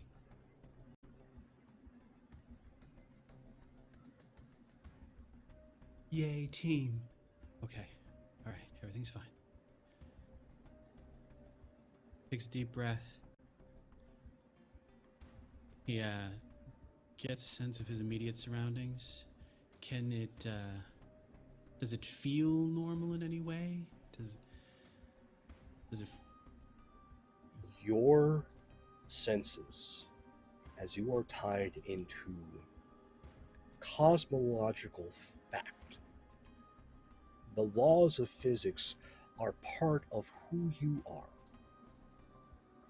This place defies all reason. Oh, damn it. Okay. Like, at one moment, up is down, down is left, left is inside. It is just bombarding your senses that this place makes no sense. And you feel it. You feel the wrongness in your very being. All right. So yeah, even as he's standing there, and that feeling of fundamental disorientation is occurring. He's sort of wobbling like a drunk man in this alley, trying to find some stability. Is there, just out of random curiosity, is there some sort of like trash pile in this alleyway? Of course there is. Okay. There's perfect. a trash pile in every alleyway. Yeah, silly question, I understand. So he's going to attempt just a little trick to lift up a trash bag.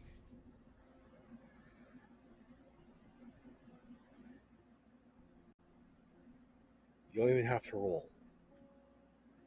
You reach out and you grasp. This is a sensation you know before. You've practiced this. Good start. It's a good start. And for a moment, it all goes right. You grab hold. Right. It has the right sensation. It has the right lift. And then all of a sudden, reality blinks and you know that you did the thing. But it feels as though, I know it is, that it's a few seconds earlier before you did the thing.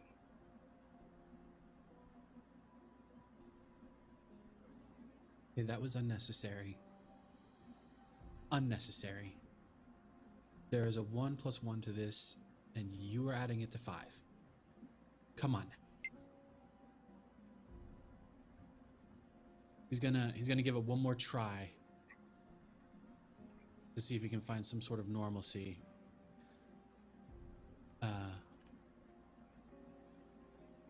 this time he reaches out and he still gets that same feeling, and it does lift, but the bag begins to turn to water and soaking the rest of the trash. And he just sort of looks at it. All right, well, don't fly. Don't fly. Got it. That's my new rule. Don't fly. Okay. He will immediately start to walk out to the main street with this patchwork jacket that he's now wearing. Soon as your feet hit sidewalk, your orientation changes. There is now a solid down. Sidewalk is down. You have a ground. And up is up. Left and right, north, east, west, that's all weird. But there is down, there is an up. Now with your feet on the sidewalk. It's a long stretch of skyscrapers along this roadway, on this sidewalk that is mostly empty. There is a newspaper stall, and there is a gentleman that's just setting down one of the papers. He just kind of like gestures at the person working the stall. You don't have a good line of sight on the person working the stall. And then he just turns, looks at you. He looks like a normal person. Okay dressed. A bit warmer, dressed warmer than what you would feel. Like it's warm here, but he's dressed in like a really nice knitted sweater, black slacks, black shoes. Smiles at you. And you feel somewhat at ease, but there's something off. What do you do?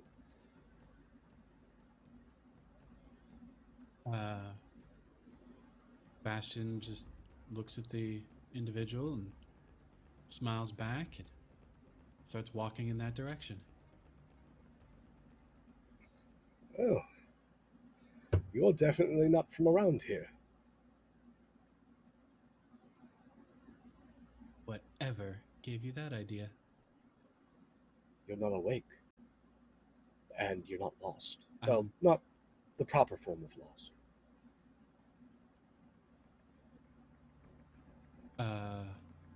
Those are two very astute statements. Whatever gave you that idea or a realization? Oh, I'm the kindly stranger.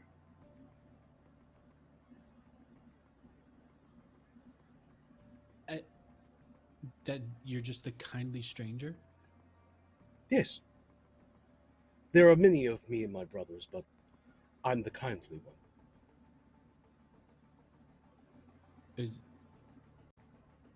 Okay. So are we talking like conceptually the kind stranger type?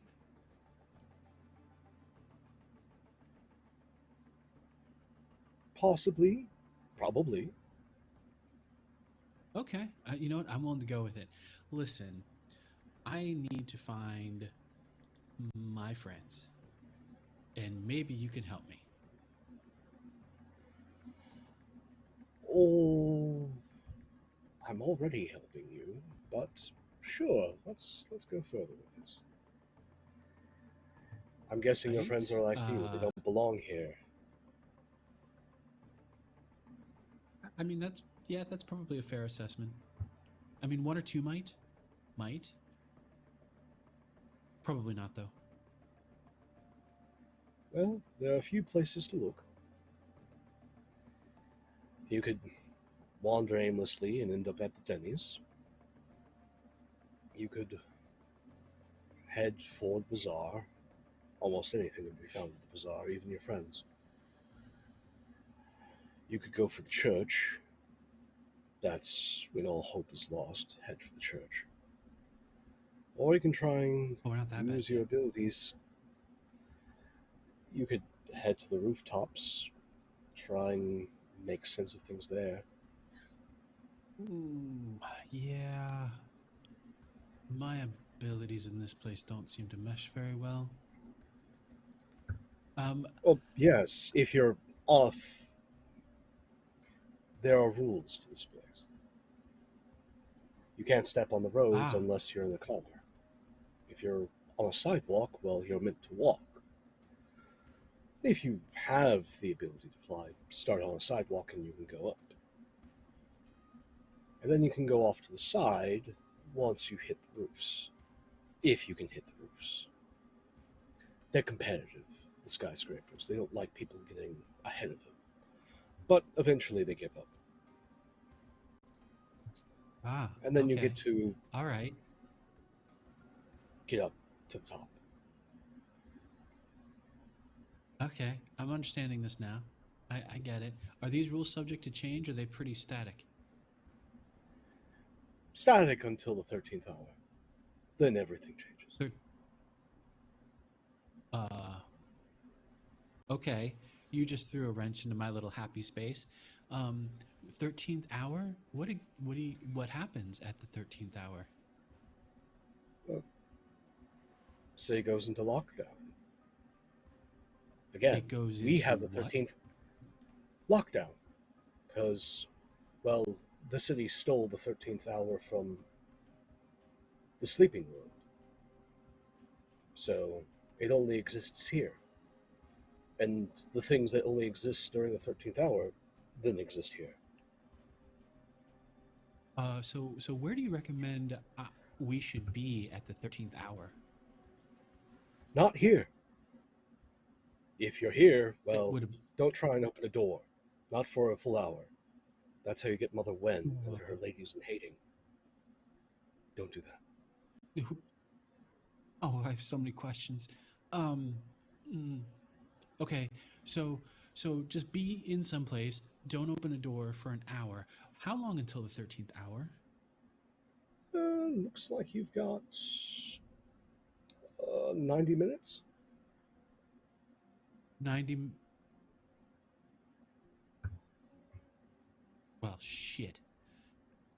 Thank you, kind stranger. You've been very helpful. One last confirmation. If I just go in someplace like a diner and sit there for an hour at the 13th hour, will that be sufficiently secure, safe place? Depends on the diner. Oh, God. Okay. Touche. Well played. Good luck. He will look at the news stall.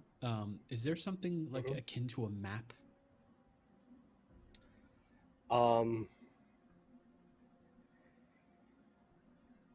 Your mind says it's a map,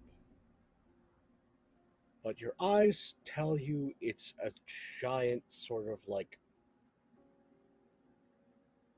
sundial-like thing. It's all right. I'll take it. Like round, one thing or another. Oh, okay. Finally, the person who. Oh, you want a map? And the figure turns that's working the stall, and you come face to face with a massive teddy bear smoking a stogie. Oh, you want a map? Okay. That's at least 3 lint, please. 3 lint? Okay. I got lint. Bastion reaches into his pocket and pulls out every piece of lint he can find. Is that enough? Yeah.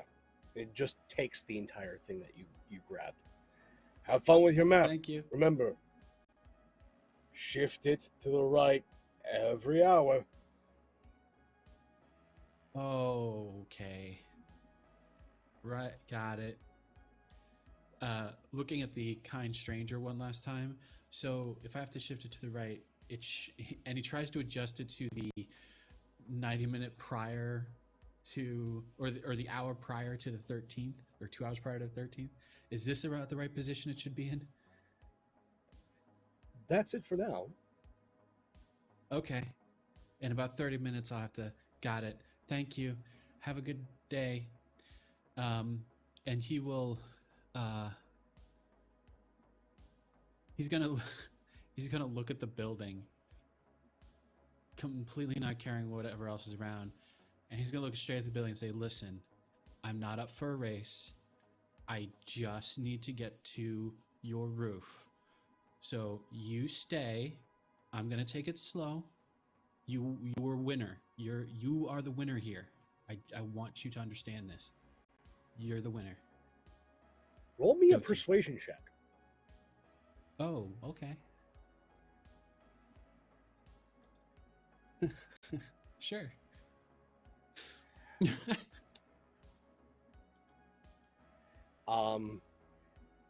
You're not certain, but you think It's that not gonna the go well. building just...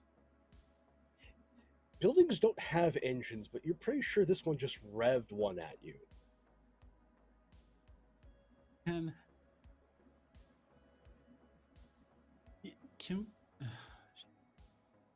okay, he's just gonna go down to the next building, and he's gonna try again. And be like, "Listen, that one over there, really in a race mood. I just need to get to the top of you. If you can race. We can race another day if you want. I'm just trying to get my bearings and find my friends. Could you help me out here? I mean, if you want, I'll take the stairs, but it's just easier if I just go straight up. Are you gonna work with me here?" And we turn the page, and the next panel is Mr. Universe at the top of this building. And then you realize the good and ill of this place. As, yeah, there's a roof, but connecting all of the roofs of this skyscraper jungle is a litany of aircraft that has all crashed into one another, interweaved like the canopy of a great forest. There are so many doors here, so many windows, and your orientation only tells you one thing. Down is down, but every place else, who knows? And we turn the page, and we see Titanica, all alone in an alleyway, much like the rest of her compatriots. What does she do? Well, I think her first instinct is to try to climb a building. Like, she's got wall crawling, just walk over and start clambering up. You begin to climber up. There's nothing much to it. I mean, you have the strength, you have the will, you have the capability. And for the first 10 minutes or so, everything seems fine. But then you notice that you're passing the same windows after the next 10 minutes. Like, you don't seem you're getting any higher, but you know you're going higher.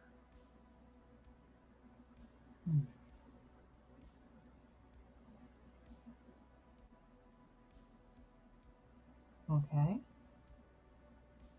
That didn't work. plan B. So she will sort of quickly quickly climb down, not being super careful, but back to the street. And then try to look around and see what looks significant. So sort of try to figure out if the city's architecture will lead her where she needs to go.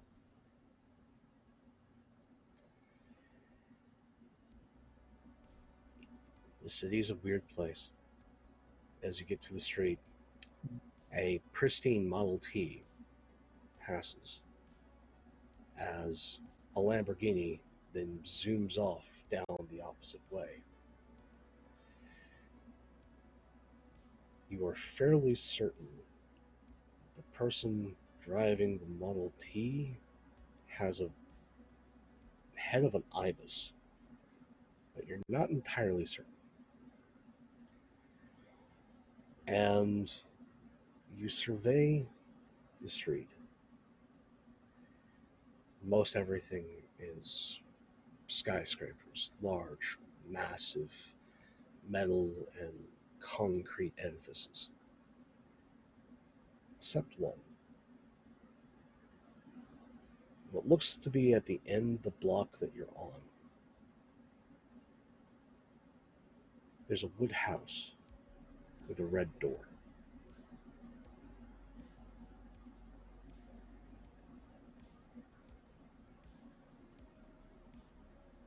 At this point, I gotta assume that different is going to be what everyone would go to, so I will go to the thing that's different. You walk on up. It's no surprise with your immense frame that the wood beneath your feet creaks loudly, almost to the point of being cinematic. As you make your way to the door, but as you get to the door, it seems the porch stretches in height to accommodate your frame, to make things comfortable, homey. As you get to the door, what do? I'll knock.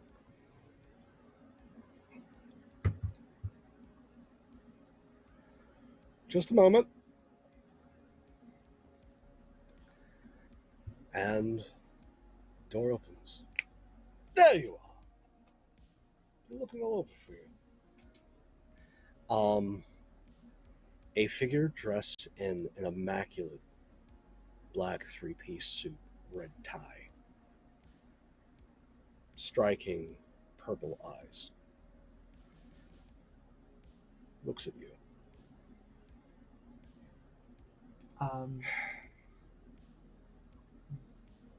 Why were you looking for me?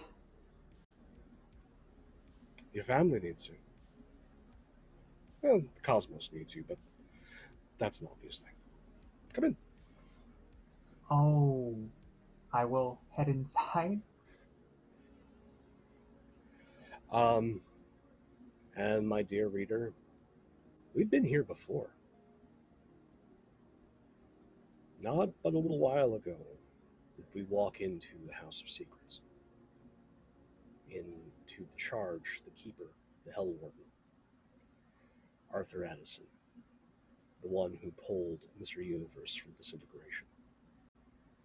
This is he, and this is the House of Secrets. Large stuffed bear in the corner as we come into the foyer, fireplace burning. But the house seems to have stretched to accommodate Titanica's significant frame. Yes, been looking all over for you. Of course, you'd end up in a place that I don't have an open invitation for. That's the way of things.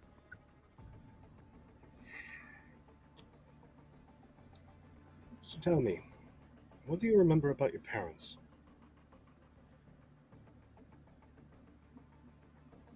Well, I don't remember much about my mom. And then, my dad is mostly just sits in his office and yells at people on a phone, but that's what industrialists do. That's what giants of industry do. He just kind of smiles. A coy smile. Well, before I send you off into certain danger and you do what you do best, can I offer you something? Cake, orange juice? Hungry? Um, I mean, I, no, I'm fine. Um, I guess I do have other responsibilities. I hope they're gonna be okay.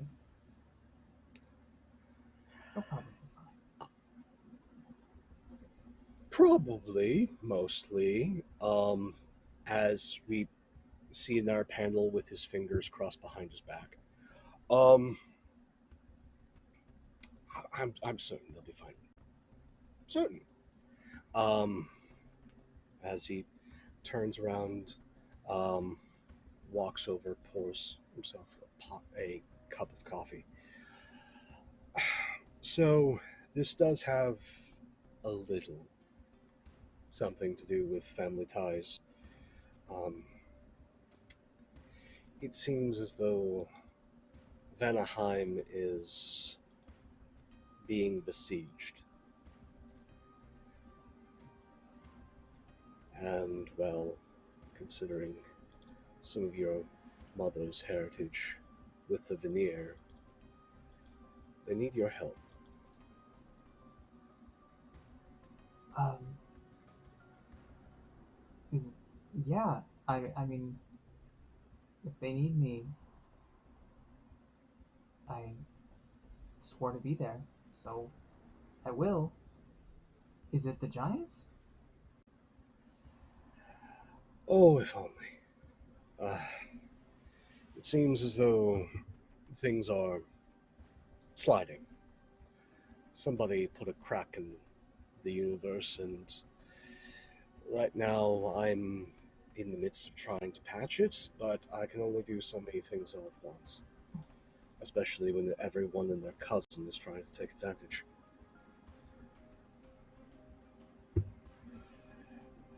No, how do I put this?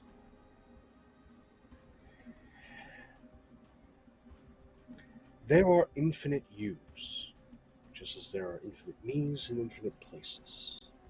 All shadows and shades. What is happening is someone has destabilized the separations. Instead of things neatly having, as he peers through the tiny gap between his hands, there's these tiny little barriers that keep things separate. As we all make our different choices and each one changes outcomes, butterfly effect, etc., etc. Sure, M theory. Yeah, I'm familiar. Now they're touching like seismic plates, and things are flowing over one another. And That's not great. no. So, what you and I know as Vanaheim is in conflict with a different Vanaheim. Oh. Oof. Yeah, that's a problem.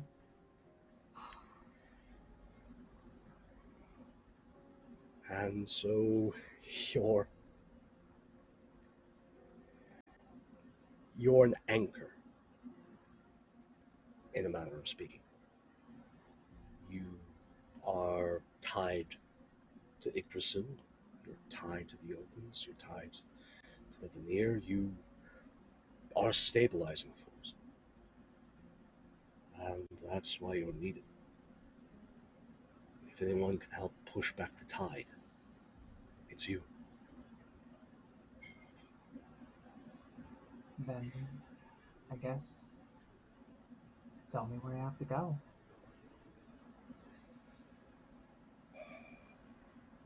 Let's walk and talk. As he leads you up the stairs, we have panels of you guys passing as we peer into open doors, showing a number of different rooms, secrets once forgotten, like Mask of Heroes Long Dead, a man that we're certain was sidekick to Lord Constantine, is sitting watching Looney Tunes. And we keep passing as we get to two doors, one on the opposite side. One is open, one is closed. The open is what looks like an armory. So, I know you're typically a brawler, but for this you're going to need to probably have something. So, choose your weapon.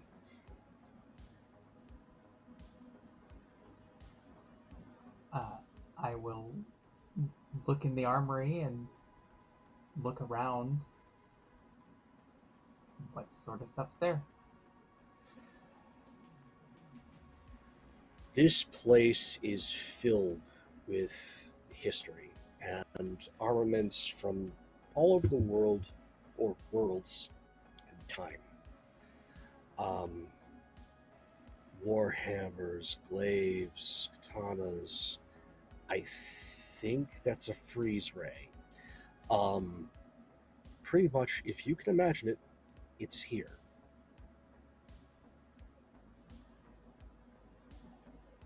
Titanica will close her eyes, spin around in a circle,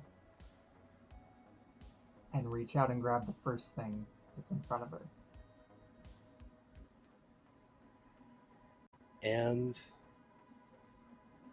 it's a simple thing. Looks simple. It's a quarterstaff. Immaculate and cut and finish, but it has a large engraved motif of the whole of Yggdrasil, including Ratatusk sitting upon one of its many branches. Its ends capped in a very dark iron. Well, it seems you found what you were looking for. You will meet your friends, well, older friends, through that door, as well as a few new ones. Once you need to go this alone, but as for your current compatriots, and he puts his hands in front of himself, I will do my best to make sure that they get out. I cannot guarantee their safety, but I will try. I appreciate that. I think they're capable enough, and as long as they listen to Jet, they'll be okay.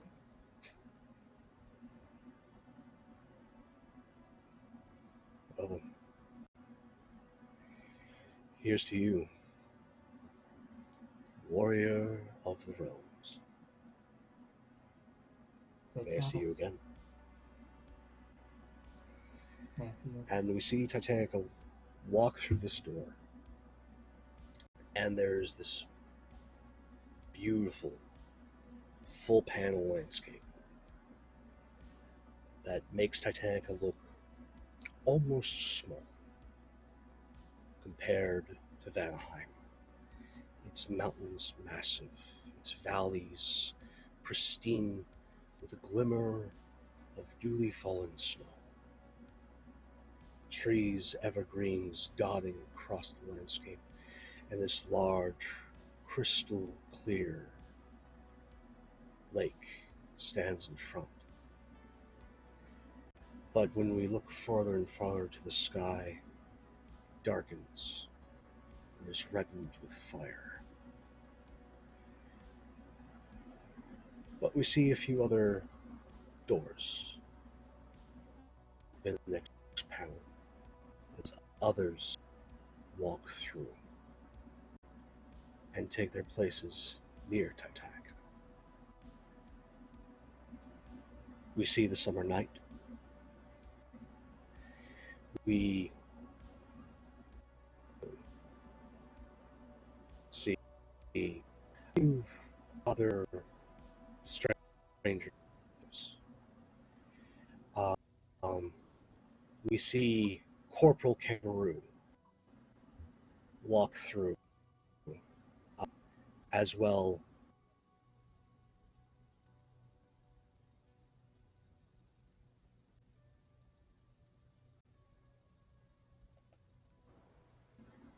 Come through. And they all gather together as we see this one last panel shot of all our heroes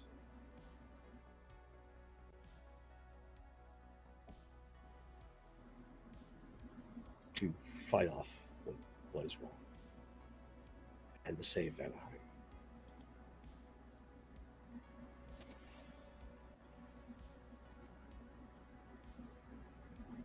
And then we turn the page.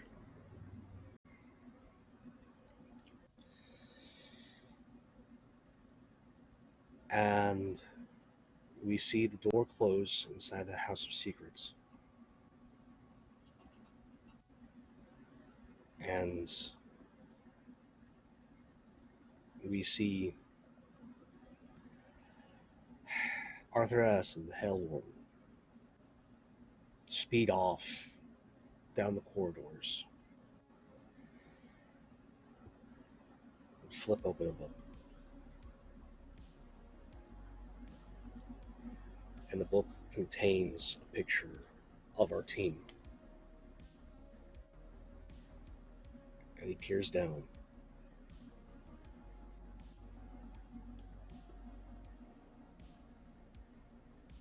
And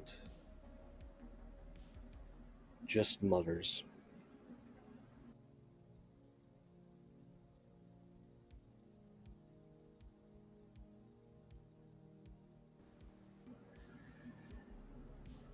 as he gazes in that picture. Turn the page. And I want to go around to each of you, and I want you to just paint me a picture of where y'all are at. Just one last picture for each of you. And let's start with Jet. So I think last when we left, Jet was still like on that climbing up to that fire case, not yet seeing the danger of the various figures looming above, waiting for her to reach the top. So I imagine she's sort of like the panel is maybe you can just see her from the back, but the new symbol that's on the back of their hand is sort of glowing as it's more recently applied, and you can see like her face tilt up with like a look of determination, but not yet seeing the danger on the rise. Excellent. Overdrive. What do we see? So, Overdrive has made a reasonable way, sort of right into the center of or closer to the center of all these bright things in the bazaar. There's probably the top sort of two panels. She's gone over to a vendor, and she's sort of describing Titanica and, you know, Mr. Smith. So she's like making super tall and then like pulling at her pants like someone wearing this. But then I think the panel after that at the bottom is you see her sort of her eyes getting drawn away from, you know, what she's meant to be focusing on and getting kind of engrossed by all of these interesting things that seem to be drawing her in. Excellent. What do we see of Mr. Universe?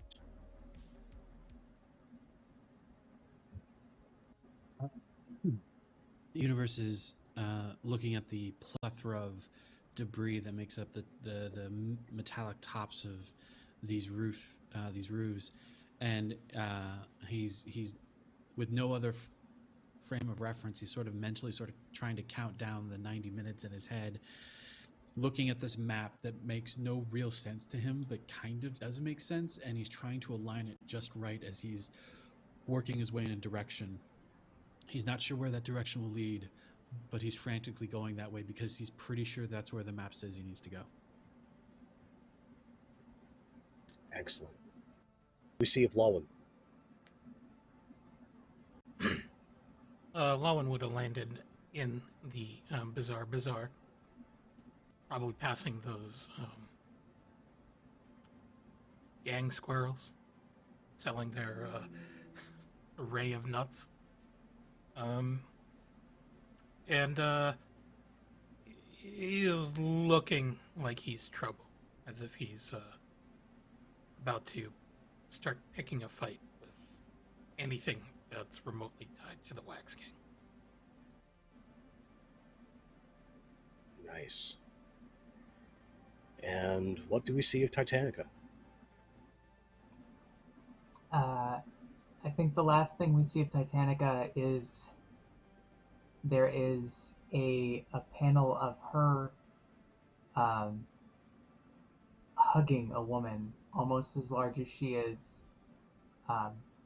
and dressed in what looks like a barmaid's outfit.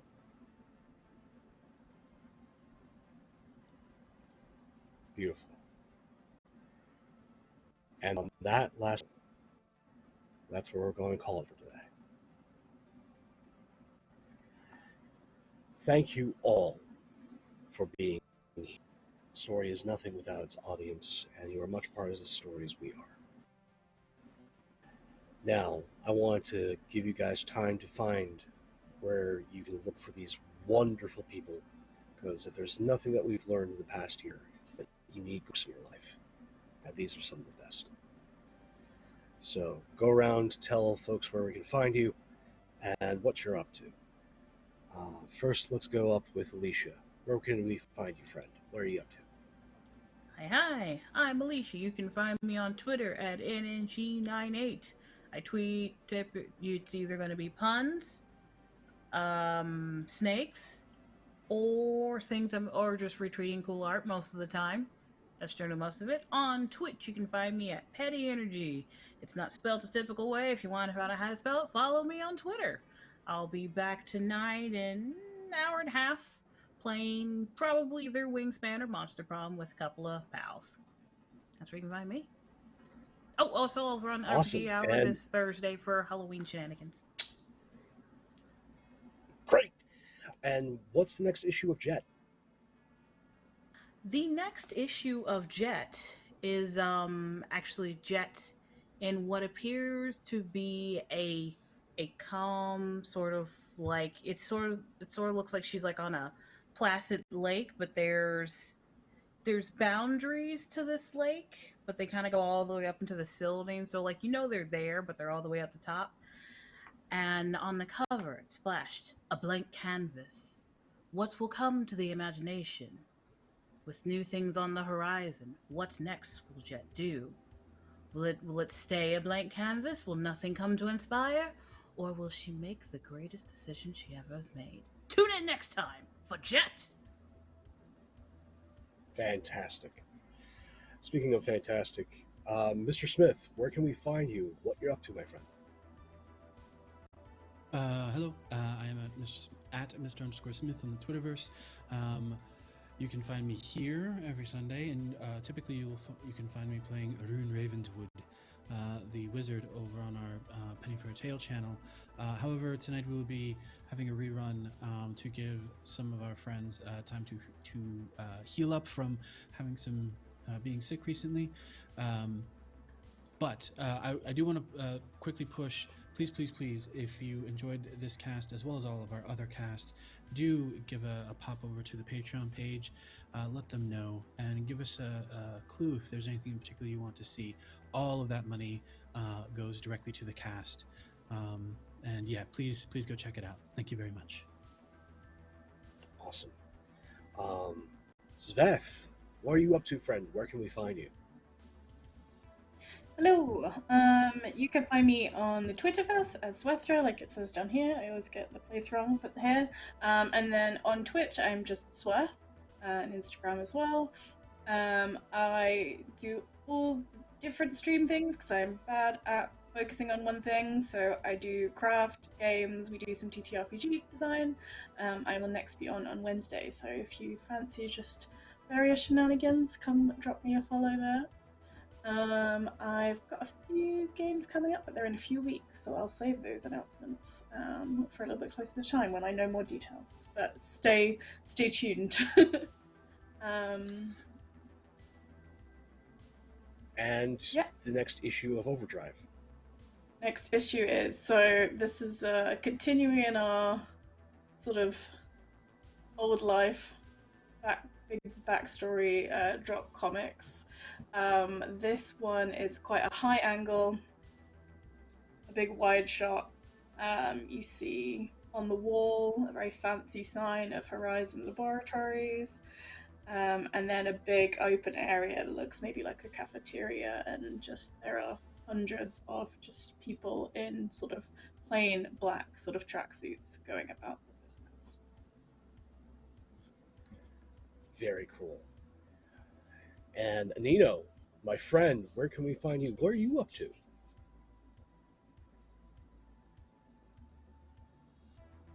Hey everyone, my name's Anino. You can find me on Twitter at Anino4K.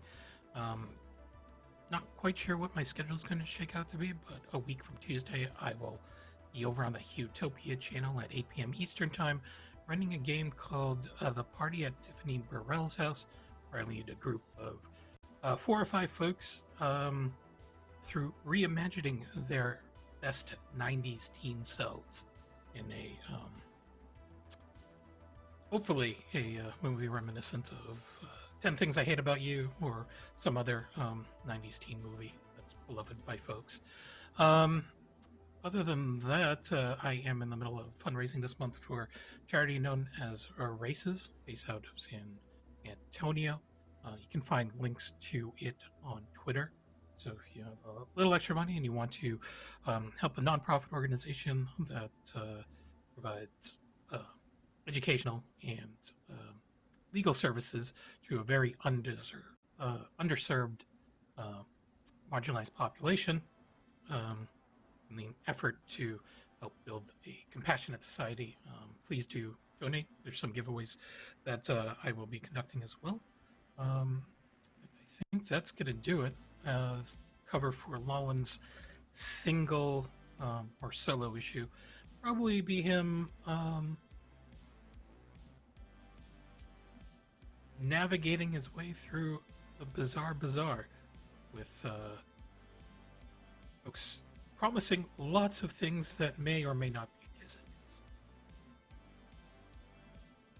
Excellent. And Molly, what you up to? Where can we find you, friend? I am Obvious Rebel M on Twitter. I mostly talk about trans issues and pro wrestling. You can also find me as a regular contributor to the Adventure Game Engine Interest Series podcast, AGEIS. Excellent. Thank you so much. And special thank you to Molly, as sadly life has thrown curveballs. So Titanica fights on and fights for home and people. Hopefully. It's been an honor and a pleasure playing with all of you. Again, follow all these folks, and because good people are few and far between. These are some of the best I know. As for me, I'm Pope World Bill on Twitter, Pope World Bill on Twitch. If you want to see more of my ridiculous face, you get a number of opportunities. Next up is later this evening, 9:30 p.m. Eastern, over on Madtef 7's channel. We get back with Masks Sunset City, where you get to see me play a ridiculous interpretation of an inheritor of Thor. So if you didn't get nearly enough Norse mythology, now you can tune in for a bit more. And then on Wednesday, over on Follow Black Cats, second season of Spy Game, The Hex Crawl, returns as I play a terrible, terrible human being in Sherlock. So if you want to see me play someone who is just the worst, tune in there. And then, of course, come back around here Sundays, see these wonderful heroes, and what they get up to next. Well, until next time, take care, everybody. See you soon.